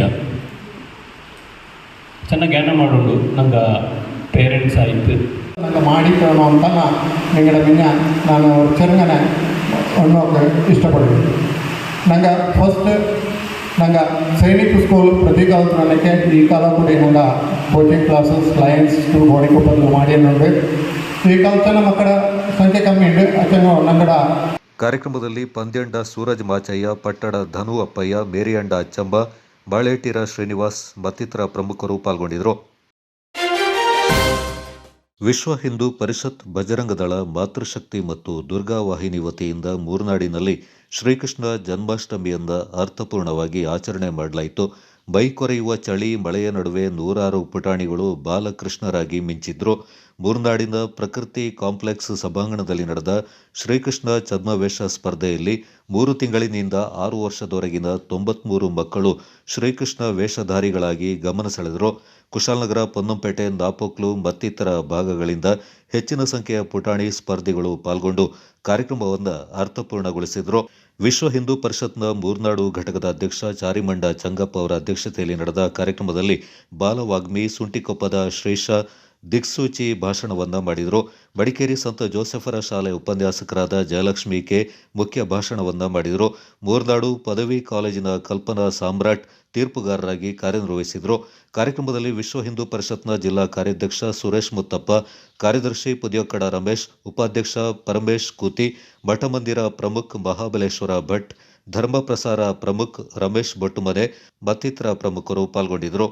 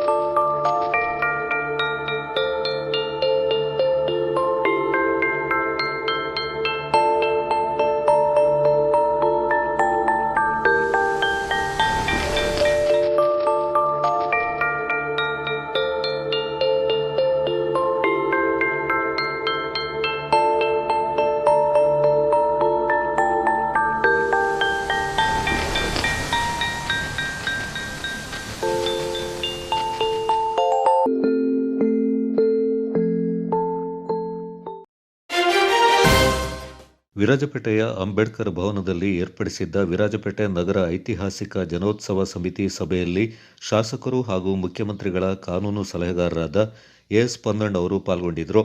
ಈ ಸಮಿತಿ ಅಧ್ಯಕ್ಷರು ಆಗಿರುವ ಶಾಸಕರು ಈ ವರ್ಷವೂ ಅದ್ದೂರಿಯಿಂದ ಆಚರಿಸಲ್ಪಡುವ ಶ್ರೀ ಗಣೇಶೋತ್ಸವ ಕಾರ್ಯಕ್ರಮಗಳ ಬಗ್ಗೆ ಚರ್ಚೆಯನ್ನು ನಡೆಸಿದರು. ಈ ಸಂದರ್ಭ ಮಾತನಾಡಿದ ಶಾಸಕರು ಹಲವು ಸಲಹೆ ಸೂಚನೆಗಳನ್ನು ನೀಡಿದರು. ಅತಿ ಮುಖ್ಯವಾಗಿ ಪರಿಸರ ಕಾಳಜಿಯೊಂದಿಗೆ ಈ ಗಣೇಶೋತ್ಸವವನ್ನು ಆಚರಿಸುವ ಸಲಹೆ ನೀಡಿದ ಶಾಸಕರು ಪ್ರಕೃತಿಗೆ ಹಾನಿಕರವಾದ ಪ್ರಾಣಿ ಪಕ್ಷಿಗಳಿಗೆ ಹಾಗೂ ಪರಿಸರಕ್ಕೆ ಮಾರಕವಾಗಬಹುದಾದಂತಹ ಯಾವುದೇ ಬಣ್ಣವಾಗಲಿ ಪೇಪರ್ ವಸ್ತುಗಳನ್ನಾಗಲಿ ಬಳಸದೆ ಈ ಗಣೇಶೋತ್ಸವವನ್ನು ಆಚರಿಸೋಣ ಅಂತ ಸಲಹೆ ನೀಡಿದರು. ವಿನಂತಿಸ್ಕೊಳ್ತಾ ಇದ್ದೀನಿ. ಈಗ ಮುಖ್ಯವಾಗಿ ಈ ಆಚರಣೆಗೆ ಬೇಕಾಗಿರುವಂಥದ್ದು ಸರ್ಕಾರದ ಪರವಾಗಿ ಮತ್ತು ಆಡಳಿತದ ಪರವಾಗಿ ಏನಿದೆ ಅದರ ತಕ್ಷಣ ಈಗ ಬಹಳಷ್ಟು ಮಳೆ ಆಗಿದೆ. ಮಂಜನಪೇಟೆ ರಸ್ತೆ, ನಮ್ಮ ಮುಖ್ಯ ರಸ್ತೆ ಎಲ್ಲ ಕೂಡ ಗುಂಡಿ ಬಿದ್ದಿದೆ. ನಾನು ಈಗಾಗಲೇ ಅದನ್ನು ಅನುದಾನವನ್ನು ತಂದು ಟೆಂಡರ್ ಕೂಡ ಆಗಿದೆ. ಇಷ್ಟು ಮಳೆ ಬರ್ತದೆ ಅಂತ ಯಾರು ಯೋಚನೆ ಮಾಡಿಲ್ಲ. ಈಗ ಮಳೆ ನಿಂತಿದ ತಕ್ಷಣ ಅದೆಲ್ಲ ಹೊಸ ರಸ್ತೆಗಳು ಮತ್ತೆ ಮಾಡುವಂಥ ಕೆಲಸ ಆಗ್ತದೆ. ಮರುಡಾಂಬರೀಕರಣ ಆಗ್ತದೆ. ಎಲ್ಲೆಲ್ಲಿ ಅಂಗಡಿನವರು ಮಳಿಗೆನವರು ಅವಕಾಶ ಮಾಡಿಕೊಡ್ತಾರೆ ಅಲ್ಲಿ ಅಗಲೀಕರಣ ಕೂಡ ಮಾಡ್ತೀವಿ. ಯಾರು ಒತ್ತಾಯಪೂರ್ವಕವಾಗಿ ಮಾಡೋದಿಲ್ಲ. ಅವಕಾಶ ಮಾಡಿದ್ರೆ ಅಗಲೀಕರಣ ಮಾಡ್ತೀವಿ. ಇಲ್ಲಾಂದರೆ ರಸ್ತೆಯನ್ನು ಚೆನ್ನಾಗಿ ಹೊಸ ರಸ್ತೆ ನಿರ್ಮಾಣಕ್ಕೆ ಟೆಂಡರ್ ಆಗಿದೆ. ಟೆಂಡರ್ನಲ್ಲಿ ಗುತ್ತಿಗೆದಾರರು ಕೂಡ ಗುರುತಿಸಿದ್ದೀವಿ. ಇಡೀ ರಸ್ತೆ ಮಂಜನಪೇಟೆ ರಸ್ತೆಯಿಂದ ಹಿಡಿದು ಮೂರ್ನಾಡು ರಸ್ತೆವರೆಗೂ ಮತ್ತು ಮೇಲ್ಗಡೆ ಬೆಟ್ಟದಿಂದ ಹಿಡಿದು ನಮ್ಮ ಪೊಲೀಸ್ ಸ್ಟೇಷನ್ವರೆಗೂ ರಸ್ತೆ, ನಗರದ ರಸ್ತೆ ಪೂರ್ಣವಾಗಿ ಹೊಸ ರಸ್ತೆಗೆ ಎಲ್ಲ ಟೆಂಡರ್ ಆಗಿ ಗುತ್ತಿಗೆದಾರರನ್ನು ಕೂಡ ಗುರುತಿಸಿದ್ದೀವಿ. ಮೂರ್ನಾಡು ಟೆಂಡರ್ ಆಗಿದೆ, ಅದು ಕೂಡ ಆಗಿದೆ.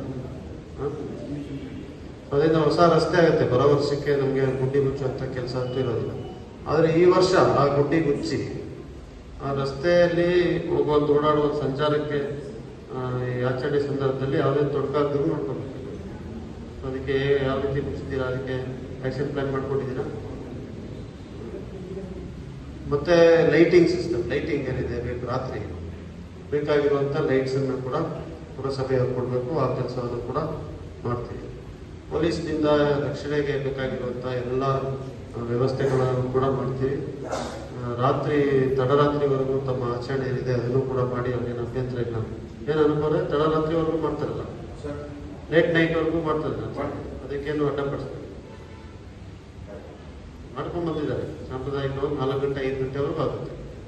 ಸೊ ಅದಕ್ಕೂ ಯಾವುದೇ ರೀತಿಯಾದಂಥ ತೊಂದರೆ ಇರೋದಿಲ್ಲ. ತಾವು ಎಲ್ಲ ಆಚರಣೆ ಮಾಡಿ ನಾನು ಕೂಡ ರಾತ್ರಿ ಬಂದು ಜೊತೆಗೆ ನೀವು ಕರೆದ್ರೆ ಬಂದು ಭಾಗವಹಿಸ್ತೀನಿ. ಯಾರು ಕರೀತಾರಲ್ಲ ನಾನಾಗೆ ಬರ್ತೀನಿ. ಎಲ್ಲರ ಪರವಾಗಿ ಆಮಂತ್ರಣ ಕೊಟ್ಟಿದ್ದಾರೆ, ನಾನು ಬರ್ತೀನಿ.